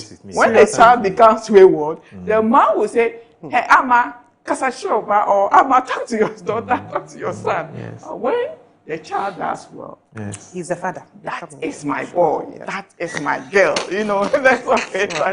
But for women, well, we take it wholeheartedly. We will always, talk to them, cry with them when they have to cry and support them. That's my boy. That's my daughter. That's my daughter. My daughter is brilliant. Yes. And when she goes to do something, have you seen how the men wish you've raised your child? We're also celebrated like this on Father's Day. As for us, we have been shortchanged. Some men are celebrated on Father's Day. I celebrate my father. Like she said, I also have such a... Very few of us. I have a good father. Most of you are not good fathers. Look at the buzz and the razzmatazz and things that is characterized Mother's Day. When it comes to Father's Day, small thing, Because a lot of people do not have such experiences. I think it's just because of the person. There are some men, as she said, who are so fantastic. Just like women. We're I also have a dad. Look at what Ellen about her dad today. Fantastic. Oh, yes. How many women will do this? And there are some men, like you say, you collect the salary. 7 of them are telling you that they don't even know their fathers. So shouldn't you be talking to the men? No, we have to. Exactly. You people to Charlie, wake up. Do better. Look at Mother's Day yesterday. Everybody's talking about it. The whole sermon. My church, the sermon was all about Mother's Day. Oh. This is sad, very sad. But closely related to this, it's a matter which I think I heard about it sometime in April. So there's a very interesting article here which has been put together by the person actually doesn't add his or her name, but this is how it puts. It's actually so it's Professor Victor Wuto. Yes, it's an opinion he was expressing on this matter. It says Ghana's Parliament and the fight over who your father is. And it says in April 2026, a short news item slipped into Ghana's headlines and it lit a fire. Parliament to pass a bill for compulsory paternity tests for every child born in Ghana. Now the MP behind it is Yakubu Mohammed, representing Ahafwano Southeast. His private member's bill would force a DNA test to every baby before the birth certificate is stamped. Now his argument is simple. Enhance trust between partners, reduce doubts and breaches of trust. Guarantee that fathers take full responsibility. Apparently he's not alone. Kwame Asare-Obeng, who's the MP for Goma Central, better known as A+, has already drafted a second bill, and it goes further. Criminalize paternity fraud with prison terms for women who deliberately impose pregnancies on innocent men and make DNA testing mandatory immediately after delivery. Now, what the bill actually says, Yakubu Mohammed's bill, every child born in Ghana gets a paternity test, framing family harmony, child's rights to know and live to fully enjoy family life without any doubt. It says plans are far advanced to push it through. A+'s bills goes punitive, jail time for women who knowingly name the wrong man, and then plus mandatory testing at birth. His line, every woman who gets pregnant knows the father of a child. Don't pin the pregnancy on someone who did not get you pregnant. And he says together they would make Ghana the first country in the world to mandate a DNA at birth for all citizens. Suddenly, Parliament isn't just debating budget, it's debating biology. The bills didn't come from nowhere. They ride on three waves. One, the numbers that shock. It says private labs in Accra and Kumasi reports a surge in peace of mind tests. Blueprint DNA's 2022 study claims 70% of contested children tested were not biologically related to the presumed fathers, and 40% of the men were victims of paternity fraud. A+ repeats a version on TikTok. It says out of 10 women who come for DNA test, about 4 do not have children belonging to their partners. Let's bear in mind that those stats are from disputed cases, not all births. But in politics, perception moves faster than footnotes. Now, he says that the culture shift, TikTok and YouTube have turned paternity into a public spectacle. In February 2026, Parliament itself trended as DNA lab after rumors swirled around 2 MPs and paternity scandals. No evidence, but the mood was set. Baby daddy season has arrived. Now, there's a legal gap. Ghana's courts still lean on the customary law. The adoring naming ceremony is treated as an irrebuttable presumption of fatherhood. Once a man names a child, society and family tribunals expect him to maintain the child, regardless of biology. But judges are increasingly ordering DNA in maintenance and inheritance fight. The bills try to drag the law from custom to double helix.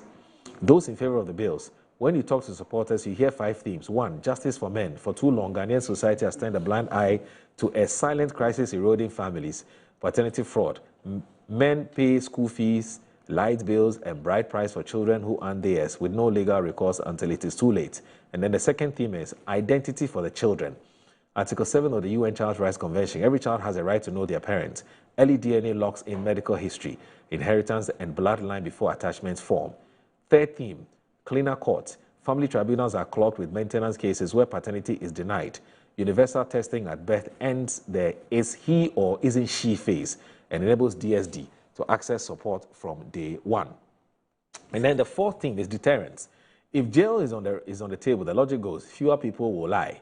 A+ frames it a legislative hammer to protect family values, child identity, and men's rights. 5, trust. Yakubu Mohammed insists the bill will enhance trust between partners and spouses and promote harmony by removing suspicion from the start. Now, those against the bill, these are the issues that have come up. 1, interestingly, 5 themes come to life for those opposed to the bill. Critics from women's rights groups to lawyers see a different picture. 1, there's privacy and consent issues. Ghana's Data Protection Act calls genetic data sensitive, compelling 900,000 mothers a year to submit their child's DNA reverses the presumption of innocence. No other democracy does this. France bans private paternity tests without a court order. 2, there's also cost and capacity. A DNA test is about 800 to 2,000 privately. Nationalized, that's about 720 million cedis to 1.8 billion a year. That's half of the NHI's budget before you build labs in Wadewale, Funsi, and Tanyigbe. Who pays? There's family fallout. A negative result minutes after delivery could trigger abandonment, violence, depression, or suicide. Social fatherhood is real in Ghana, and there's many men knowingly raise non-biological children. Should the state force that disclosure and risk collapse of functional families? Number 4, criminalization backfires. Proving a woman knowingly named the wrong man is legally murky.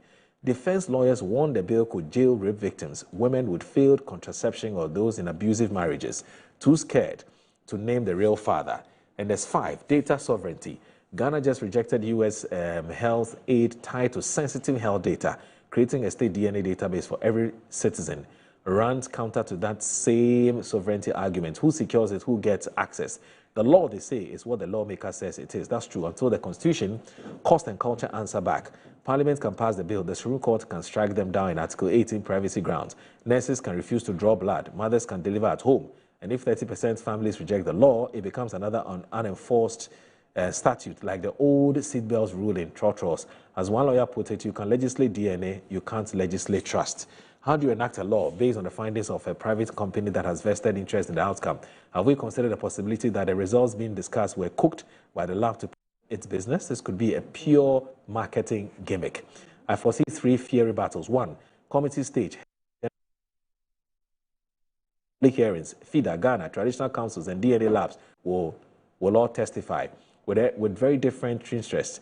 Election math, with 2028 coming, MPP and NDC will calculate whether defender of men or defender of mothers wins more votes. It says, in customary Ghana, it is said, father is the one who raises you. Biology Ghana says, father is the one who shares your DNA. These bills force a choice. Ghana operates a plural legal system and incorporates common law, customary law, and constitutional law. Let's see how we navigate this legal conundrum. This is good for democracy. Is this about time for DNA test, paternity test, Prof? Well, for me, yes. Going for paternity test, there's nothing wrong about it. But to say that it should be compulsory, I don't know, as a country, if that is a priority for us.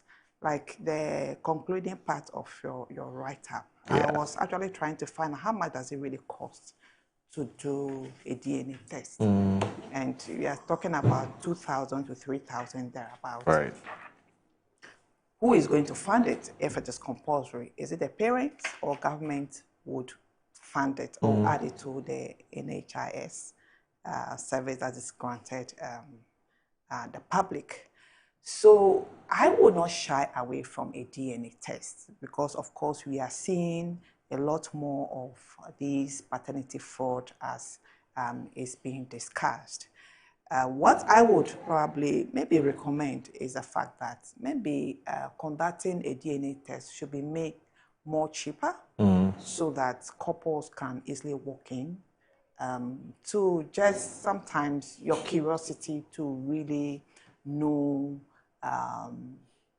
the father of, or the father of the children that you have. That is, if these couples seems to doubt each other.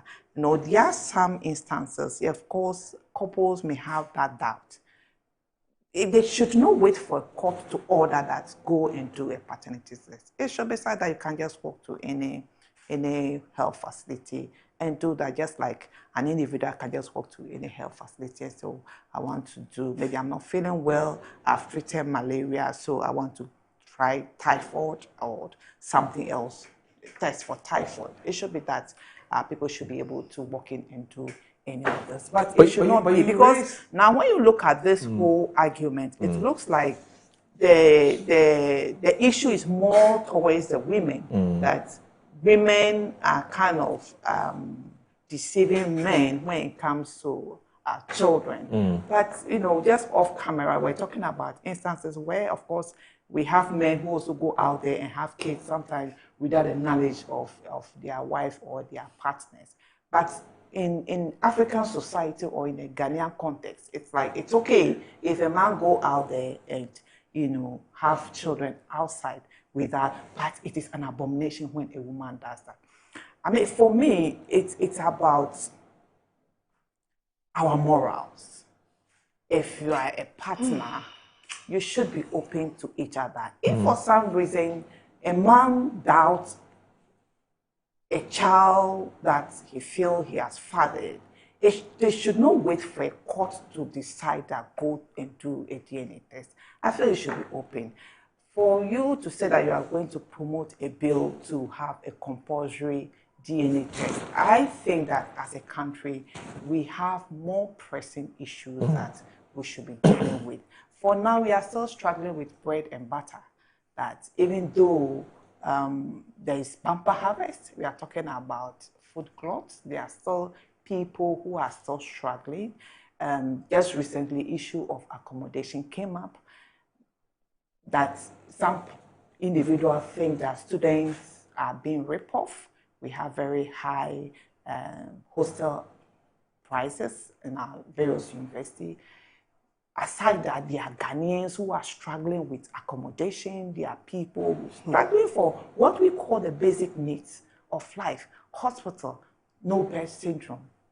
These are basic needs. They are not privilege. It is not a privilege to get a health care. It is not a privilege as a Ghanaian to have an accommodation. It is your right that as a citizen you should have this. It is not a privilege to eat 3 times a day. It is a right. That is basic needs.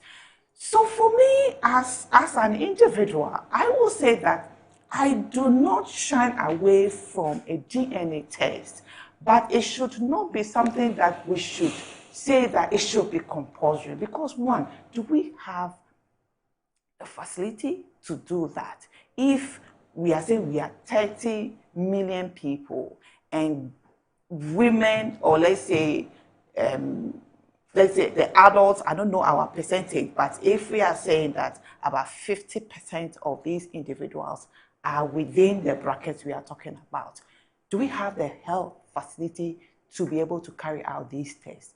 Who borne the cost if partners are supposed to do these tests? Is government ready to also subsidize the price if government had to come in and support? These are questions that maybe we should be asking. What I would suggest is that DNA tests should be something that should not require a court order. It should be something that one can easily walk in, just like you go and do any other test. When you think that you are feeding somebody you think doesn't resemble you, the behavior is strange, you don't have that type of behavior in the family, you want to really know who you are feeding, you should be able to do it without being ordered by a court to do that. And so I support the idea that people should, but not necessarily having a bill that should force everybody to do that. Because, of course, like you rightly said, there are people who have kept this a secret for 40 years, and you can just imagine what will happen. But of course, paternity fraud, I think it should. I don't know what to say. It should be criminalized, but it is not right. It is good for people to know who they are actually fathering. If for some reason the partners decide that we want to go and adopt a child, that is something that they have agreed. There are times parents, some partners, maybe the woman have problem with her egg, they want to go and get somebody's egg, but that egg does not mean that the child will be from the donor. That is something both have agreed. There are also instances where maybe the man's sperm has a problem, and so he wants to go and borrow or whatever, get a sperm from someone. That is something the two parties have agreed.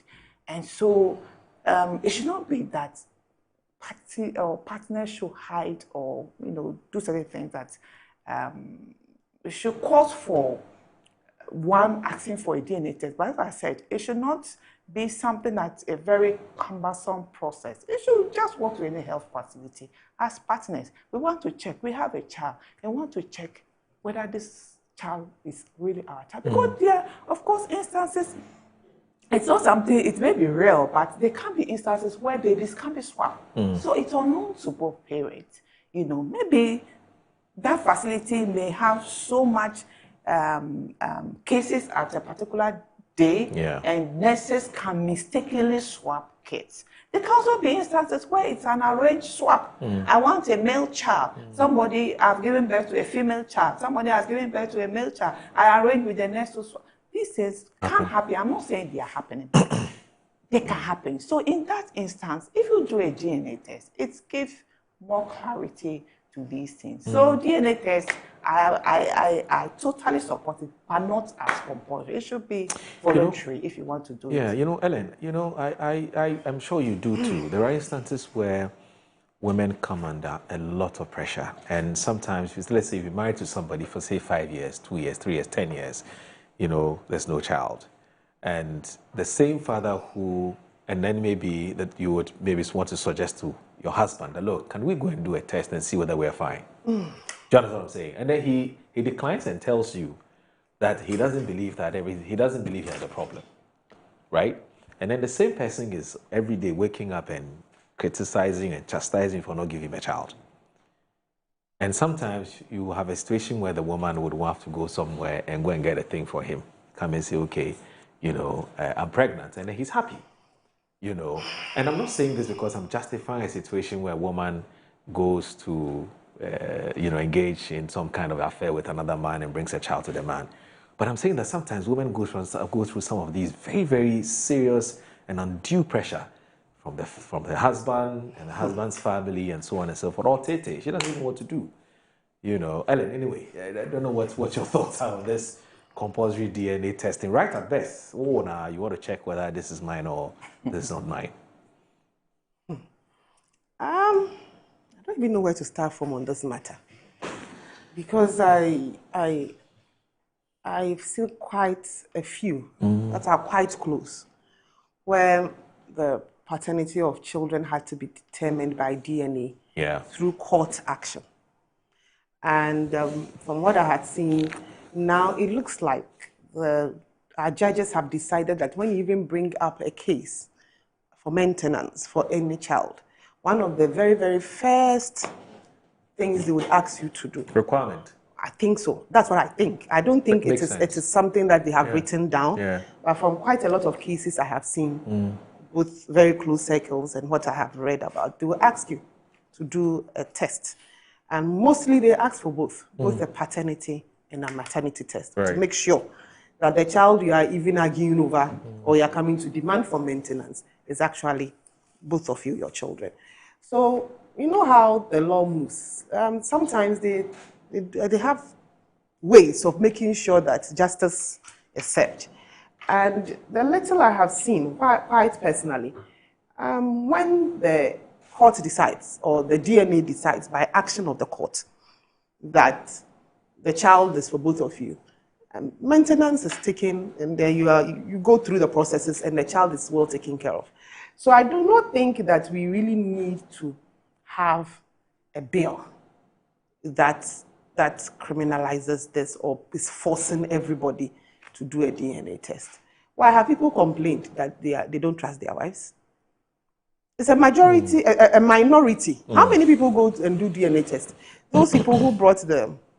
There's two of them. Yakubu Ali. No, not those who are writing about it. Okay. The lab that brought this whole conversation in the first place. Yes. How many people show up? Let's just do a total calculation of our population. Let's look at the number of our population that shows up in a year to do DNA tests. So that should tell you that people are okay with what they are. If you are not okay, there are ways and means, there are avenues for you to go and check if the child is yours. You don't trust your wife. You are not too sure about the child you've had. Go and do your testing. You don't impose it on all of us. Somebody else is okay. He's happy. He has his wife has had a child. He's happy with it. He said that by force we should test. So for me, I think that it doesn't. But then let me ask you this. It's not going well. It shouldn't be compulsory. No, I get it. But must the issue about trust or otherwise of it be the main reason why people must be doing a DNA test? Well, for what you wrote, from what the bill, that the proposal, he said it would issues of trust. Yes. Or he didn't mention it. No, of course it is. He mentioned it. And I don't see why issues of trust should be regulated by law. If you don't trust the person, you don't have any business sleeping with the person, you don't have any business having sex with the person, you don't have any business marrying the person and having a child with the person. So if there's a contention about the paternity of a child, that is why it should go through court. Okay, so there are also instances where people have raised people's children. Yes. Okay, till they are adults, and then they find out later. And there are several names. I don't want to remind some of these men of their agony, but we know some names where after 20, 25 years, it turns out that it is not his child. And nothing really happens to the woman. Who said nothing happens to the woman? I doubt if nothing criminal happens to the women. Yes. But they are ostracized. Look at the hell they go through. These women some of them lose their children. Okay. Because you have not just deceived the father, you've deceived the children. These children think that this is our father, then we find out 25 years. Imagine somebody like me and my dad. Look at the relationships I have. Then 40 years down the line, I find out that the man is actually not my father. Not your father. What do you think that if my mother was alive, I would do to her? So the women also go through. They go through. It's just that we don't criminalize them. We don't put them in jail. But the societal pressure of you finding out, the whole society finding, especially those whose matters made it to the news, the whole nation finds out that apparently all the 4 children for your husband are not his. And what even makes it even terrible is when the man leaves you and he's able to have children with other people. Yes. It means that you are flow, you don't have any good character. So when you say the women don't suffer, they do suffer. That's fine, but quite a lot. But can we use law to prevent this? You can't, and that's why I agree with Doc on one of these things. You know, when it's now affecting the men in their pockets, and they are taking care of other people's children, have you seen you want us to criminalize it? What about the women who for generations have had to take their husband's children from outside marriage? But that one he's told you. He's told us what? Do they tell them before they go and have those children? No, how many men have the nerve and the ability to call their wives and sit them down? Because I want to go and fornicate. I want to go and commit adultery. I'll bring the child to you. How many men do that? No, they won't do it. Good. Because so they will leave. They will go and do it in the dark. Go and do it there. Then matter will come. Then the whole family will call the woman and sit her down. That is where you see pastors. That is where you see chiefs. That is where you see family elders. And that is how men are. That one is okay. Women have endured it for generations. Your own has come small. Nice is DNA that is making people see. Look at how all of you are up in arms. We should get DNA. The women don't even tell us at all. And so you have been lucky. We'll raise a child. You have been lucky. You've been lucky. So leave it. Now that you have... For raising somebody's child. Why not? But you've done it. You bring people for us, them to raise. They don't talk about it. They painfully, some women painfully allow it because they have built lives with these men. They have done so many things. And they feel that when they leave the marriage because you brought in a strange child, it's going to cause issues. So they quietly allow it. And some of these women have generations of trauma. But as for us women, we should allow it. Your own small has come, 1 or 2, 3 people, 5 people. Look at it. Everybody, you are going to parliament for a bill. Special people, you know that. You people, I mean, stop talking about this one. No, special people. This DNA matter, I don't think, it's not one of the important things we need in life. Do that way, and he comes to inform you finally that I'm going to try to cry, but please help me raise the child. Okay.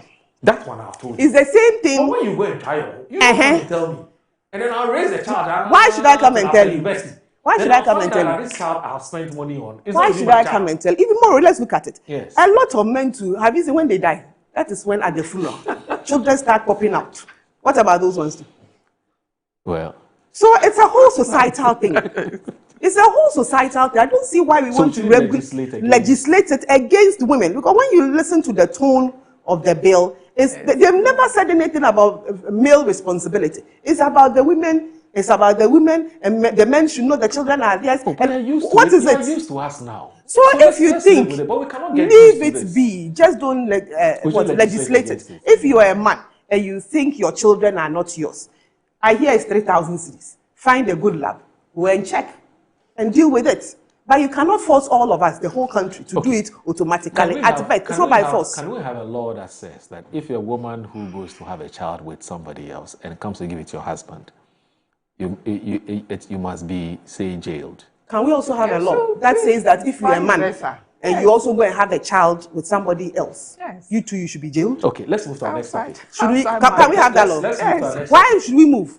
No, we are not moving. Why can't we have the same law for the men? But you want to have it for the women? No, you create problems. If you do that, you create problems. But for the women, you create problems. You create problems. Ellen, you just told me that... you just showed me a picture of you and your dad. And you said when you were, you've always been mischievous since you've always been stubborn. Sorry, when you were a child, and that now at 44, you are calm and you are cool. So allow the men. Now that you are calm, I'm not saying that. I said that. Let's also have the same law for the men. If you are married, exactly. But so why do you want to jail the women? Okay. This one, your blood, the male blood is blue. The female blood is pink. You can't have a one-sided. Can you imagine? The law should be that couple. Tit for tat. If you are a man and you think that the child doesn't look like, as the doc said, it doesn't behave to you, Don't even take it to court. Just walk into any lab, ask them for a DNA test, find your money, pay for it, and you will know, and then you deal with it from there. But you cannot force the whole nation that so far as I have a child, automatically I should have a DNA test. Who will pay for it? You know, there's a part of me that's for this bill actually. But anyway, let's move on to our next. There's a part for you for this bill. That is for this bill. Hey, Moro. It's not a bad idea. I don't think so. There are some issues we can look at, but I think it's most unfair, you know, to go and have fun with another man and come and give me the child for me to raise. It is the same thing. It's most unfair for you to go and have fun with another woman and bring the child to me. You don't even tell me. Or bring it to your wife. You don't tell me that, look, I've brought something for you. Help me raise it. Yes, instances a man dies and then the woman gets to know that the man even has another family. That's what I'm saying. They keep on popping out of the woodwork. Not just children, but he has another woman. Full-blown families. Yes. These instances. So this woman will kill us. So anyway, so let's move on. Let's take a short break. When we come back, so the MPP is continuing with this reorganization. A few things have happened. There been some major internal development. Fortunately, that Ellen is here. She's a member of one of those committees. In fact, a spokesperson of one of the committees. She should help us explain what exactly has happened. So please stay with us.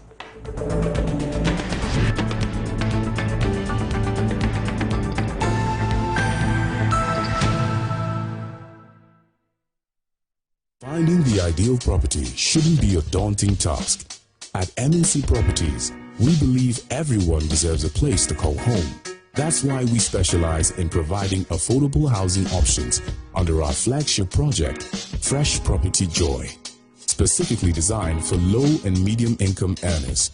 Our range of customizable homes includes 2 and 3 bedroom standard and executive options, all meticulously crafted using innovative interlocking brick technology. We understand the importance of simplicity and convenience in the acquisition process. That's why we have designed our procedures to be straightforward and hassle-free, offering flexible payment options tailored to your individual needs. In addition to our affordable homes, we proudly offer litigation-free lands for sale in vibrant and upscale communities that present the perfect opportunity to build your dream home. We are committed to making affordable housing a reality, providing you with the joy of owning a home that meets your budgets and aspirations. Whether you're looking to buy, rent, or invest, we've got you covered.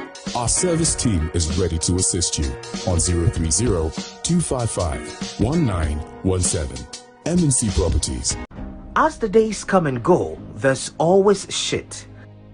Let colleagues explore all the planetary bodies.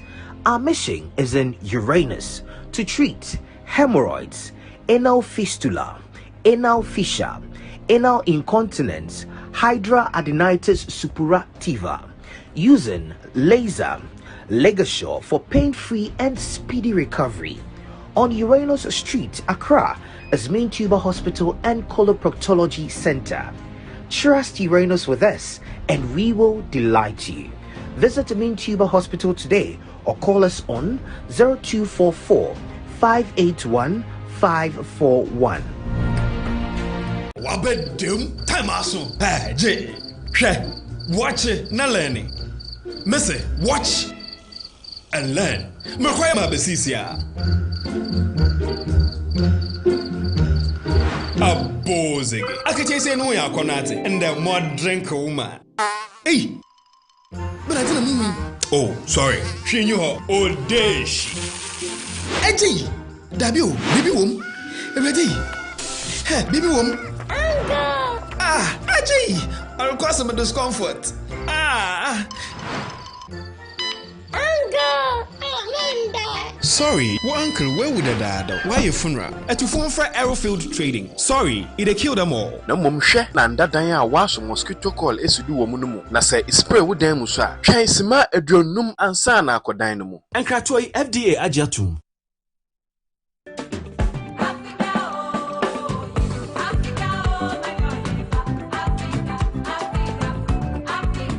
Cook Africa, Cook Africa, Cook Africa on AU Day. My name is Marcel, a typical Beninese, live in Ghana. I'm inviting all the Beninese or non-Beninese, I'm inviting all of you on the 23rd May at Metro TV at 9 a.m. sharp. I'm inviting all of you to come and then we enjoy jengple, a typical Benin food, which we use the similar ingredients as a jollof, the same ingredient we use for jengple, but this time around we add basil to it because that one is a different aroma we are looking for. That's why we add those extra spices to it to get what we really want. I'm inviting all of you to come and join. Mes chers amis, je vous invite, venez massivement. On va célébrer AU Day on the 23rd May. Je vous invite. Merci et au revoir.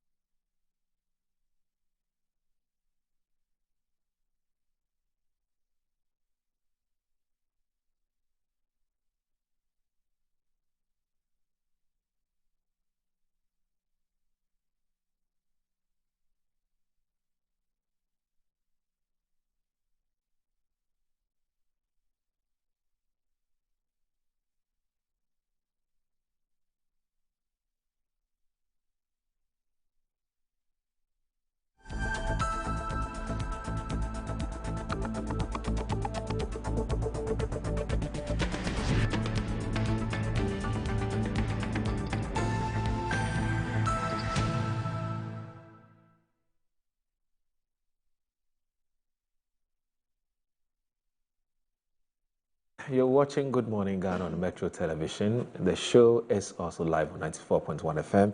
I have Ellen Amadeko. She's with me here. She's a member of the NPP's communications team. And also Professor Yaira Ofosu-Mensah. I hope I got the full name. Yes, it's Yaira. It's Benedicta Yaira. Yaira. Okay, so Professor Benedicta Yaira Ofosu-Mensah. That's great. She's a member of the NDC's communications team and also a lecturer at University of Ghana, Legon, in environmental science. And I can assure you that you don't want to hear the kinds of things that my guests were saying when we're off air. It's not meant for you. It's only meant for me. I have consumed it alone, I beg you, because it's not meant for you. Very interesting thoughts that have been shared off air. Very revealing as well. So, ladies, I want us to look at the some internal organization or reorganizations that the NPP has conducted, and it's in today's Ghanaian publisher and then also the custodian. So we're told that upon Nkrumah Chair's MPP Policy Committee, CDD Money Lord Initiative, but there's also MPP sets up strategic committees for Victory 2028, and is in today's paper. I want us to look at this, and then now we're told that as part of a major restructuring exercise aimed at repositioning the New Patriotic Party to recapture power in the 2028 general election, the Member of Parliament for Ofasia Iribi, Mr. Kojo Nkrumah, has been appointed chairman of the policy committee of the main opposition party. The former Minister for Information as well as Works and Housing during the Akufo-Addo administration, according to information gathered, was picked due to his demonstrable competence, admirable clarity in communication, economic policy advocacy, and parliamentary debate, and his growing influence within the NPP. The NPP General Secretary, Mr. Justin Frimpong Kudi, announced the appointment of Mr. Nkrumah in a statement announcing the formation of various strategic committees that will help position the party for victory in 2028 presidential and parliamentary elections. This followed a meeting of the National Executive Committee and National Council of the party on May 7, 2026. Other members of the policy committee are Dr. Kwesi Nyame Befi, who serves as secretary, Dr. Antoinette Chibodakun, Mr. Oseche Mensah Bonso, Mr. Kweku Kwating, and Dr. Mohamed Amin Adam.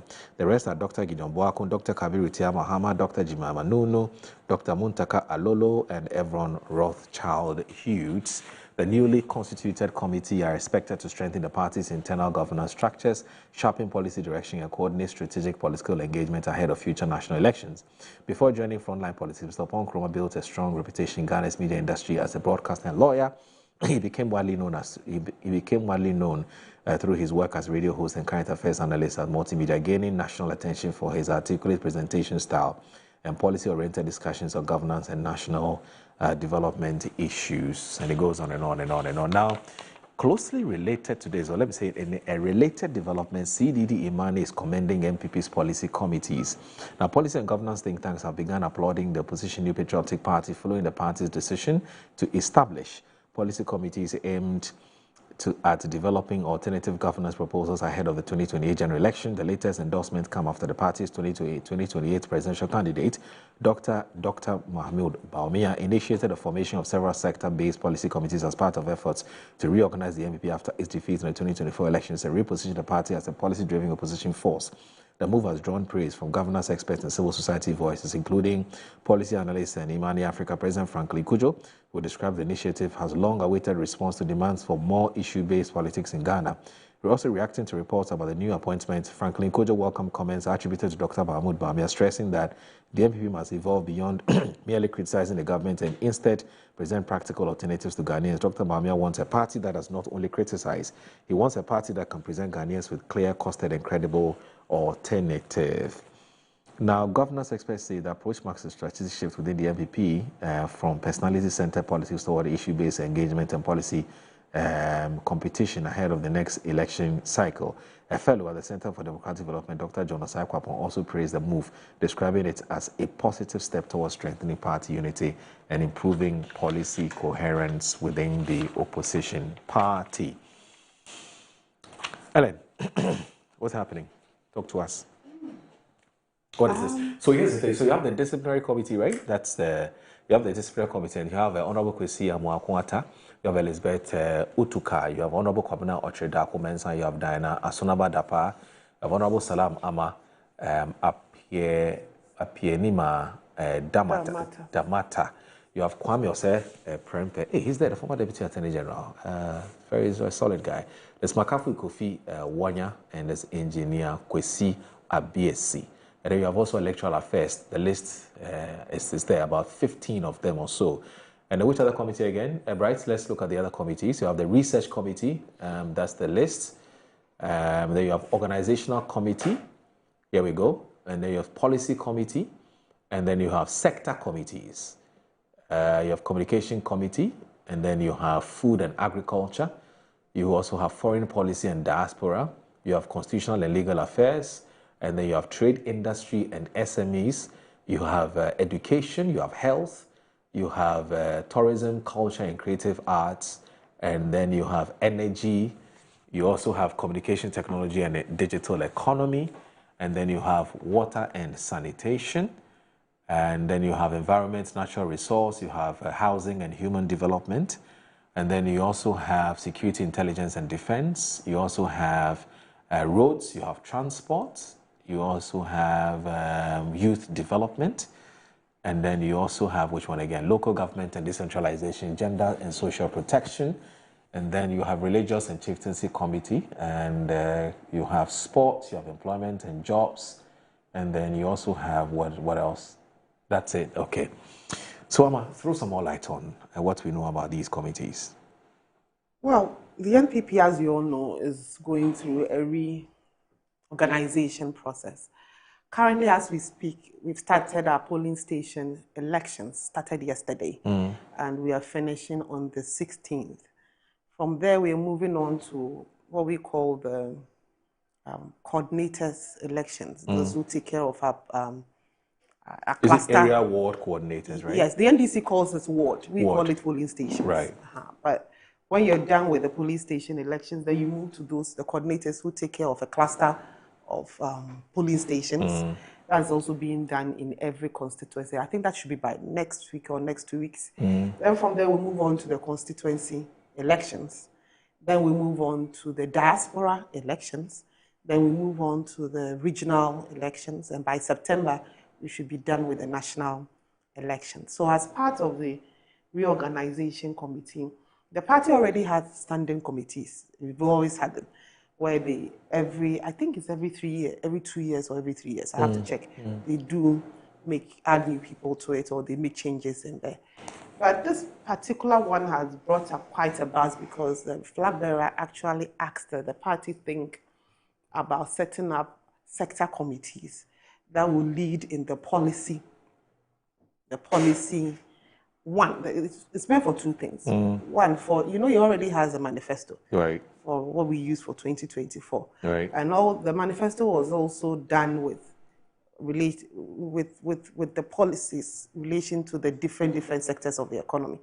So we need to take a look at our manifesto that we used in 2024, what's happening with the government in these sectors of the economy, what is government doing, and how we are going to speak about it, and how we are going to propose alternatives for what is not going right. And then also to make sure that as a flag bearer, he has a solid backing from the party in relation to things that the party would want to do when eventually we take over power in 2029. So these are what's informed him to help the flag bearer to move on with his campaign and to get the party properly set up for election 2028. The General Secretary also gave a top-up yesterday. I heard him speak about it, that these are just a few, or the leadership of those committees. There's a bigger pool where there are other members, and he said that they'll be inaugurated on because I'm part, will be inaugurated on the 25th of this month, where we are going to have other party members and party sympathizers who have specific expertise in these different areas.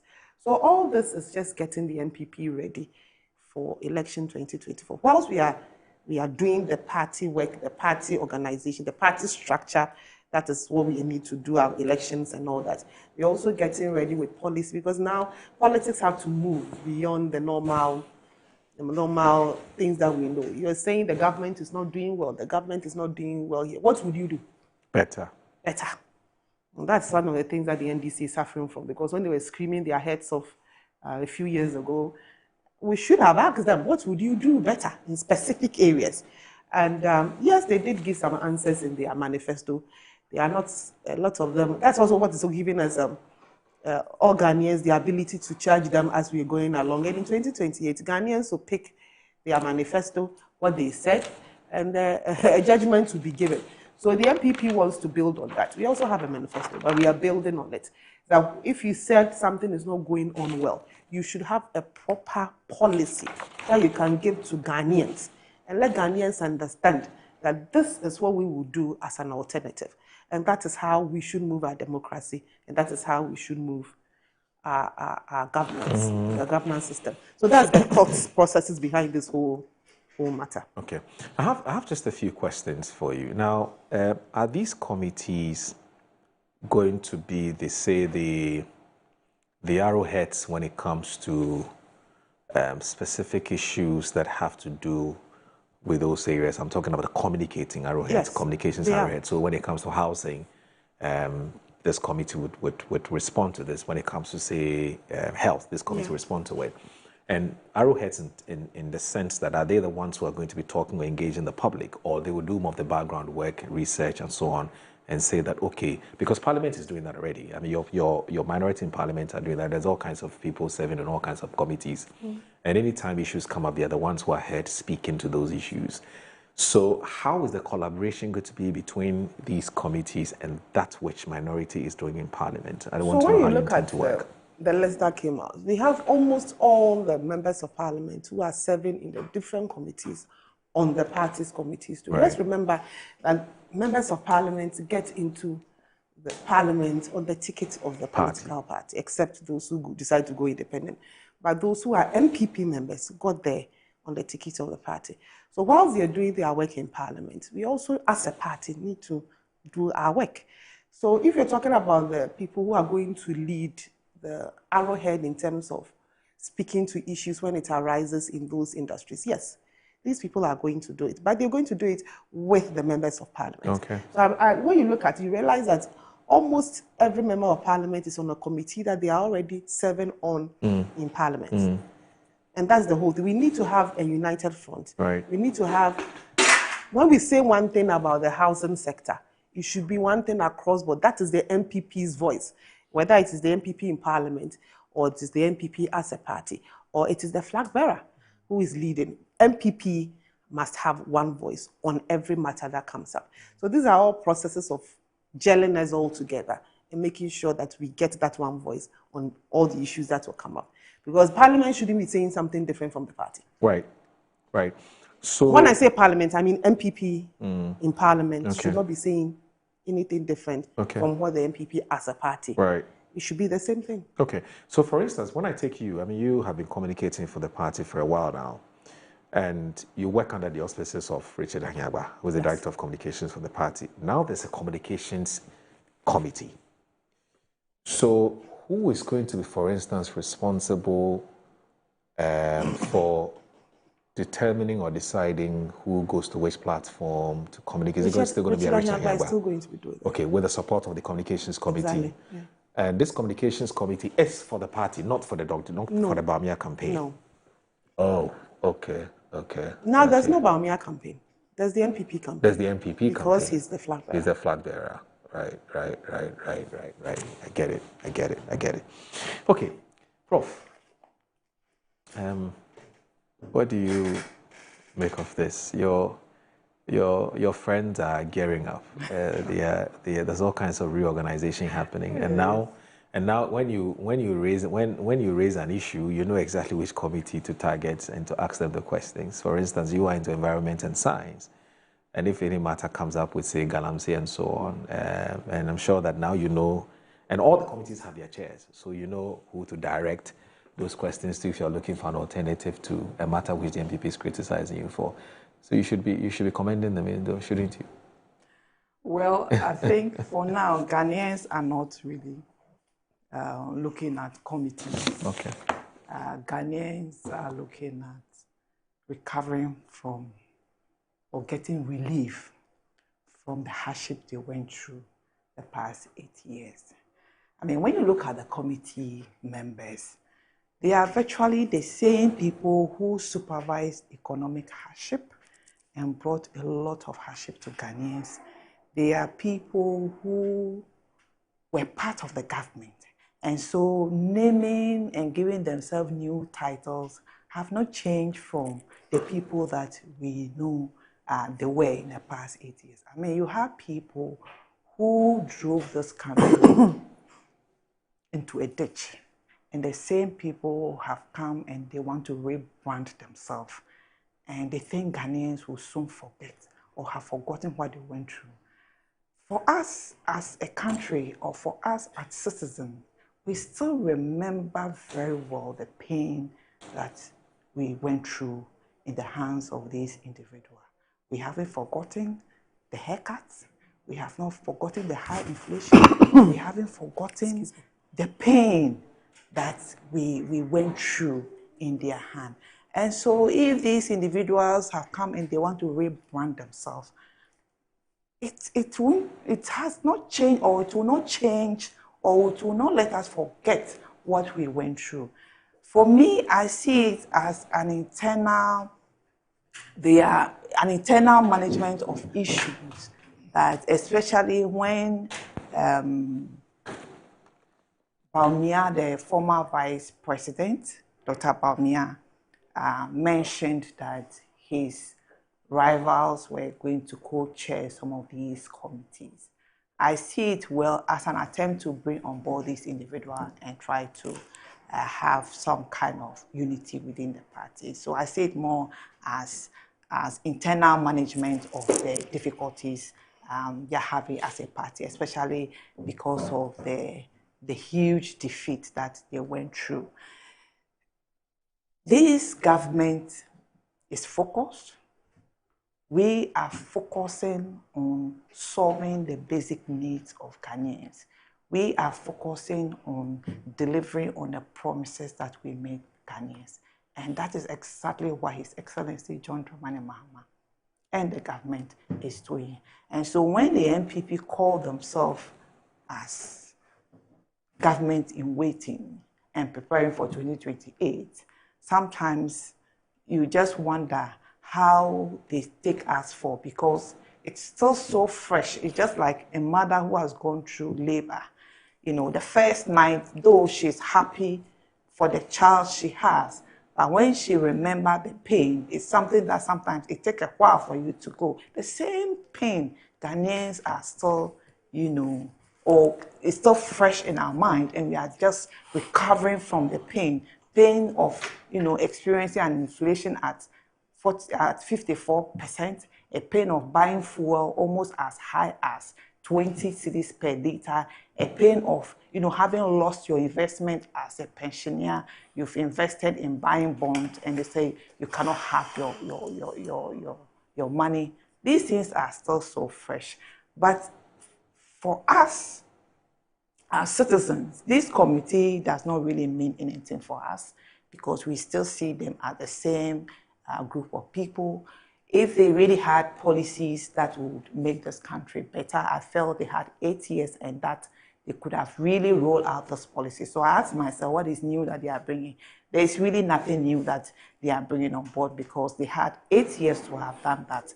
His Excellency Dr. Mahmoud Bawumia supervised an economy that was rated as junk state. And now, not too long ago, I think just 2 days ago or so, we have now, Fish has declared Ghana as being rated as a B state as far as our economy is concerned. And this just tells us that gradually we are recovering from that ditch and now heading towards the right path as a country. And so why would Ghanaians leave a government, you know, that took governance from the ditch and now heading towards the promised land, and decide that 2028 they will not vote for this government? Ghanaians are feeling the positive policies that His Excellency John Dramani Mahama and the government are rolling out. And we can even imagine when we had crisis with the Iran and the US war, ordinarily, if it were to be NPP, they would have blamed every hardship or every difficulty in the country to that. But what did His Excellency John Dramani Mahama? He called cabinet and said, let's look at the taxes on petroleum products and see taxes that we think we can do away with. Let's remove them to give relief to Ghanaians. That is how good leaders tackle issue. And that is exactly what this government is doing. And so I will say that, yes, they have formed committee as a organization or reorganization as a party because of the defeat in the 2024 election. But the people who have formed, or the majority of the people who are members of this committee, were the same people that were in charge of affairs when they were in power. And we saw what they delivered. So the question is, what is new? There's nothing new for them. They are just rebranding themselves. And rebranding, for me, the content is still the same. If you take a cup and you decide to use gold wrapper to wrap it and present it to me as gold, if I open it, it is still the cup that is in there. And that is exactly what is happening. While they are doing it to create some cohesion or some unity within the party. But for us as citizens, we know them.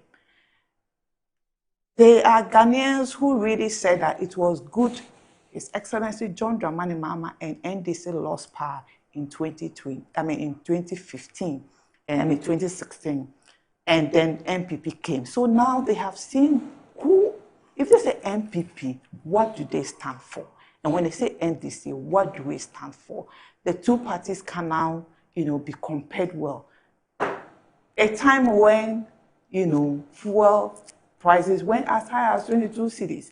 A time where the dollar was being bought at 17 Ghana cedis to $1. A time when inflation went as high as 54% as compared to now. So for us, I would say that, we are focused as a party or as a government to deliver on promises made to Ghanaians, to alleviate the hardship that Ghanaians went through for the past 8 years, and to also make sure that the promises that we made during the 2024 campaign or 2023-2024 campaign year are not just in paper, but it's being rolled out. And we can see a number of policies being rolled out. The big push now, when you go out there, the whole country is becoming a construction site. You go out there, inflation is now so low. Ghanaians are now having a breathing space. Salaries, we now have value for our money because the money that we have, the value has appreciated compared to 2022, 2023 when they were in power. Now we have some relief as far as hardship is concerned, and that is what we are focused on. For NPP, I think they should just know that at least for the next maybe 12 years or more, they will be in opposition because what we went through, and for the fact that a whole former Chief Justice, a whole attorney had to go out there to also protest because her money that she saved for pension, a time that, normally people have a lot of health challenges and they want to use to buy medication and to take care of themselves. This money has been forcefully taken away from them because of the mismanagement of the then government. And so for us, I can always wish them well, but to just tell them that they cannot, or they are not really a party or a government in waiting. They should just allow NDC to take the country through to the promised land, and they should just learn a lot from the mistakes they have done. Aren't you worried as a political party that your rivals, which is the New Patriotic Party under the leadership of Dr. Mahmoud Bawumia, have been able to bring all four rivals to co-chair these committees? So you have the likes of Mr. Kennedy Ejapong, who is the co-chair for, I believe, is employment and jobs. And then you have Dr. Yao Osei-Duchum, who is with education. You have Barney Champon, security and intelligence. And then you also have, what's the name of the other?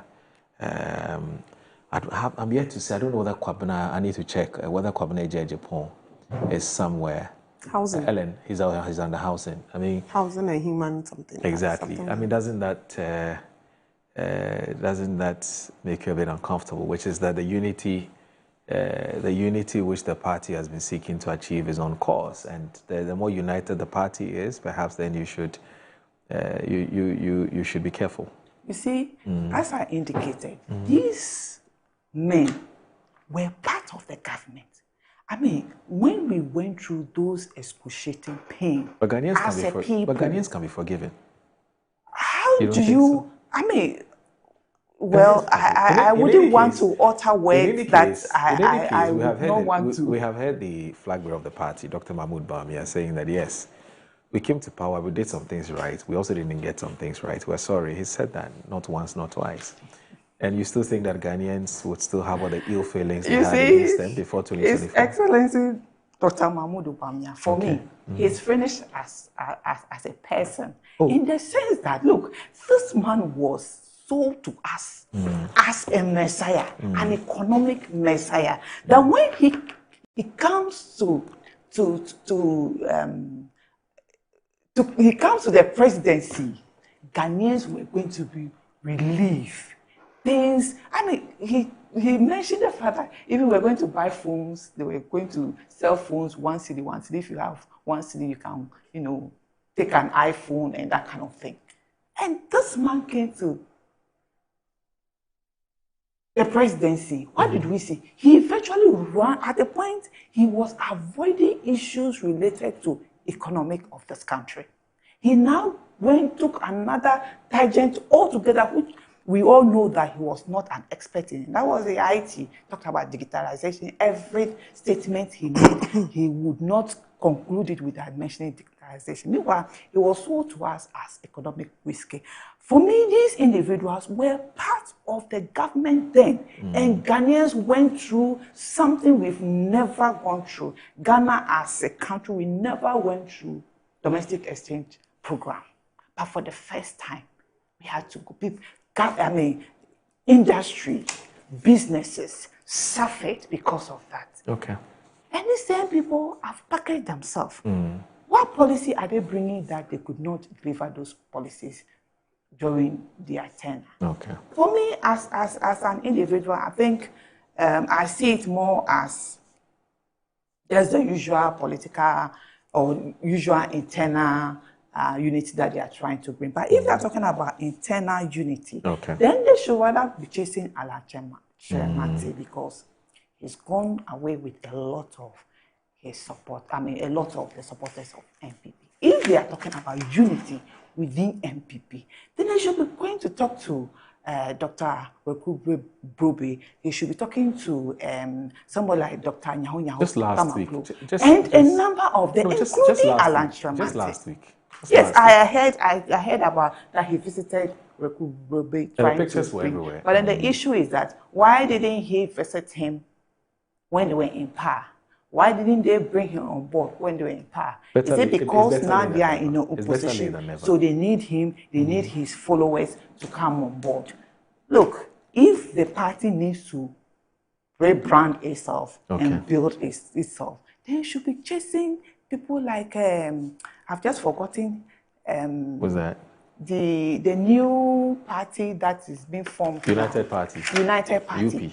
The UP. The board. director of communication, brilliant guy, Daku. And then this Solomon. These are great guys, people with great, mind. They should bring them. That is what we can be talking about unity. You bring people who are broken away, not just regrouping the same group of people. For me, as a party, as an individual or as a Ghanaian, as I said, these same people, yes, when you see their picture, what reminds me is the hardship we went through as a country. When I see the same people or the list, what I remember is the high inflation. When I see the list, what I remember is our children in school who were being fed, 2 spoons of beans, and children who did not have sugar to drink porridge. When I see the list, what I remember is our kids sleeping on the floor because we didn't have enough beds to take care of them. What I also remember when I see the list is students who as young as 14, 13 years are being made to go and hire a room outside because they are supposed to be in boarding house, but we didn't have enough infrastructure. All right. And so they had to rent out there to when I see the list, what I remember is also the shift system where you will never remember even your mates because when you were in first year, you never met the Form 3 people. So when you complete school and say, I also attended Achimota, it's like, which year? It mentions that I should have known you. But because of the shift system, they never met. So for me, it is just an internal thing, and that would not make Ghanaians to forget what they went through in 2023. You heard your sister and friend, your big sister and friend.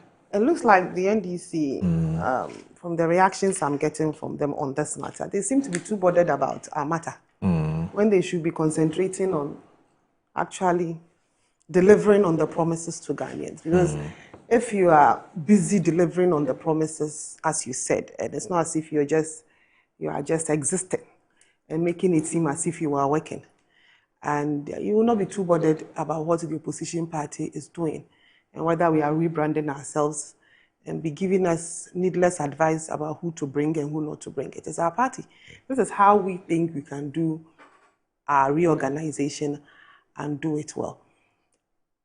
You should rather be concerned about the promises you made to Ghanaians. Prof was talking about the first time that there was a haircut ever in this country. I'm just reminding her that for the first time ever since Ghana started exporting cocoa, there have never, ever been a haircut. This is not even a haircut. This is income cut for cocoa farmers. But under John Dramani Mahama II presidency, cocoa farmers have gone through a serious, almost 50% haircut on their money. And this cocoa matter, I like to talk about it because my dad is a cocoa farmer. My dad has over 200 acres of cocoa. So this matter is something that has affected him. And in fact, has affected my whole family.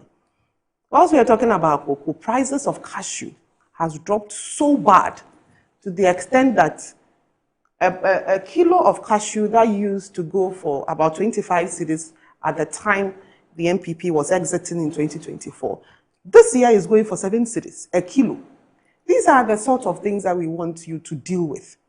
You do not go and make promises to cocoa farmers. You already cut their money. You were taking their 3,100. You lied to them in opposition, made noise, screamed all over the place that you're going to give them 7,000, 6,000. The 7,000, the 6,000 didn't come on. You came into power, you couldn't pay them. The 6,000, the 3,500 that you say you paid them, you couldn't pay them. You said 2,500 that you paid them. Up till now, as we speak, some farmers, a majority of the farmers, have not even received the 2,500. And as we speak, it looks like, from what we are picking from around, they're going to even cut the prices further. This is what you promise Ghanaians to do. Solve their problems for them. Cocoa farmers in this country are anointed. They are going through it.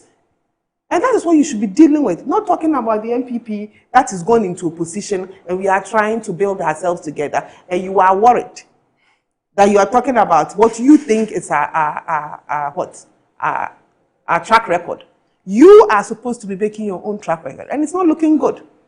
Whilst we are also at it, nurses, the new nurses and teachers, you haven't paid them.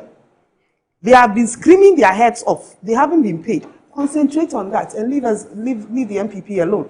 That should be your problem. Ghanaians actually voted for you to come and solve these problems. Ghanaians pay you. When I say Ghanaians pay you, I mean the officials of the NDC government. Ghanaians pay you to solve their problems for them. Solve it for them. But you don't come and tell us who the MPP reminds you of. What legacy are you leaving?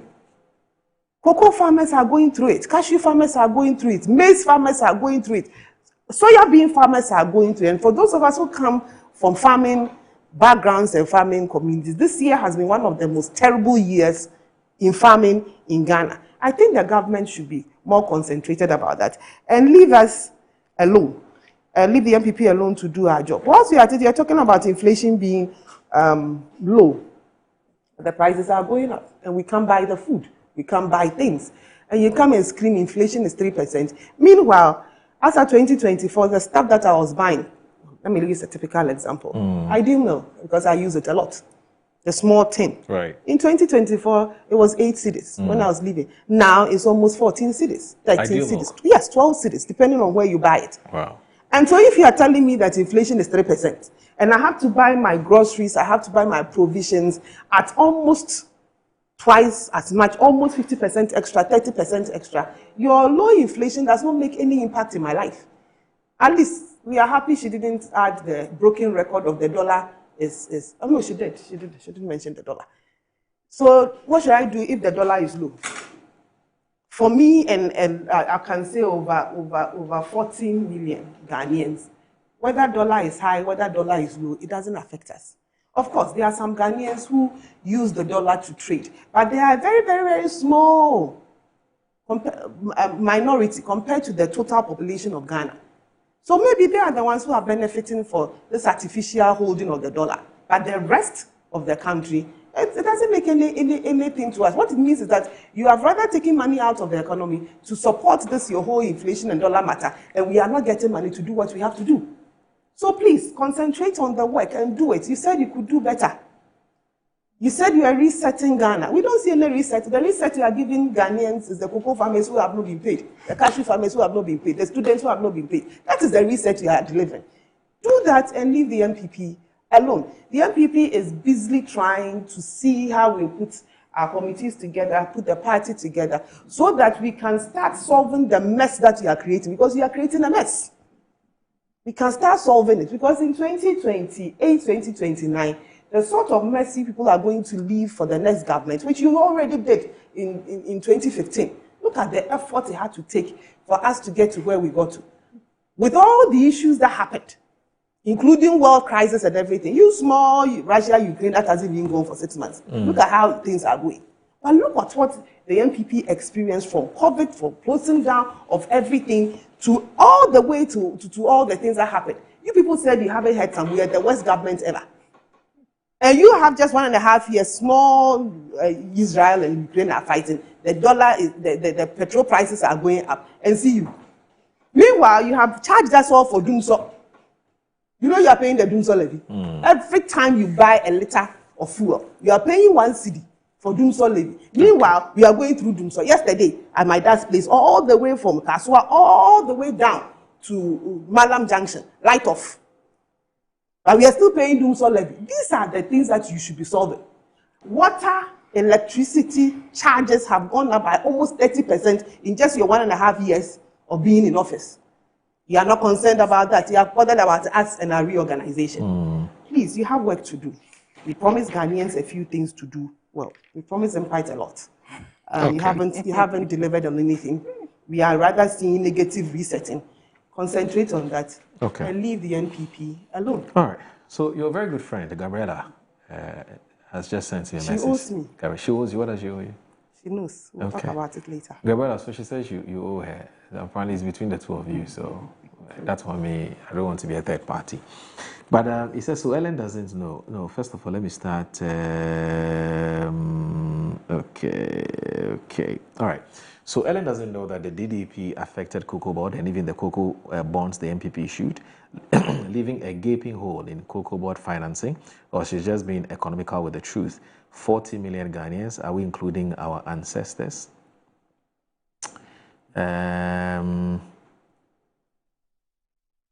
Okay, this one here says that Alfred Kojo Tredel says, good morning, Moro, and to your cherished viewers. The members of the committee formed by the former vice president are not new. In fact, all of them were part of the administration that mismanaged Ghana's economy for the past 8 years. Moro, are you aware Russia-Ukraine war is still ongoing, but because the economy is being governed by the visionary president, His Excellency John Dramani Mahama, we no longer hear Russia-Ukraine war, etc. That's coming from Alfred Kojo Tredels. Alhaji Hamza from Pig Farm, he says that, good morning, my brother. Truth be told, the MPP standing and sector committees is all what I do, as much ado about nothing. I can tell you for a fact that the MPP in its current form is more divided than before.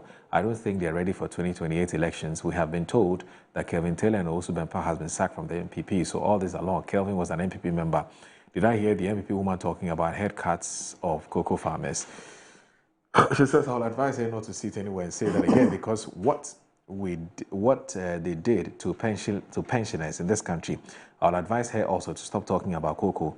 The party executives are currently at cells pending in some prisons.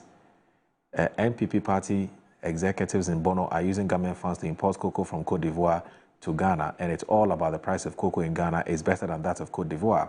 I wonder why they are keeping the 4 MPP executives. They should be in prison to serve as a lesson to other MPP members. They are the enemies of progress of this nation and must not be allowed to get closer to their corridors of power again. This one here from Carlos from Ododo, and I say God bless you, Carlos. He says, let me use this occasion, especially on this Monday Ladies Affair, to commend you and your team for the discussion on the MP committee that has been formed. You have done well, because I have noticed many MPP communicators on different platforms this morning trying to push this agenda just to remain relevant, as their party is gradually losing relevance and needs public attention. So I commend your team and yourself for bringing the issue to the fore for discussion. But let me also tell the lady in your studio that it's a waste of time, because their party is politically dead. We're calling on President John Dramani Mahama to investigate and arrest those who have collapsed the country. Yet today, they are the loudest voices in it, especially when the former minister who allegedly embezzled public funds has the audacity to question losses at the Bank of Ghana. Where in the world can this happen except Ghana? Carlos, and I say God bless you. Mark Kojobuafu, who is a regular viewer. In fact, this man has been watching this show for the past 24 years since Randy was here. In fact, he knew how Randy started the show. And he hasn't stopped watching. He sends us a message from America. You know, he turned 60 just recently. Yes. It says, happy belated birthday. Yeah? Yes. Musa Batwaina. So as I read your message shortly. But Musa Batwaina, so as it says, the improving economic outlook we're witnessing today is a result of prudent economic policies, fiscal discipline, accountable governance under JM and Professor Jane Nana Opoku Ajimai. It is therefore not surprising that Fitch Ratings upgraded Ghana's rating to B with a stable outlook after the previous MP government and the Akufo-Addo and Bawumia pushed the economy into a junk status through the economic mismanagement. The difference in leadership and economic competence is clear. So, Mark, could you... Dr. Sheriff Hallett says I should say hello to you. Okay. Yes.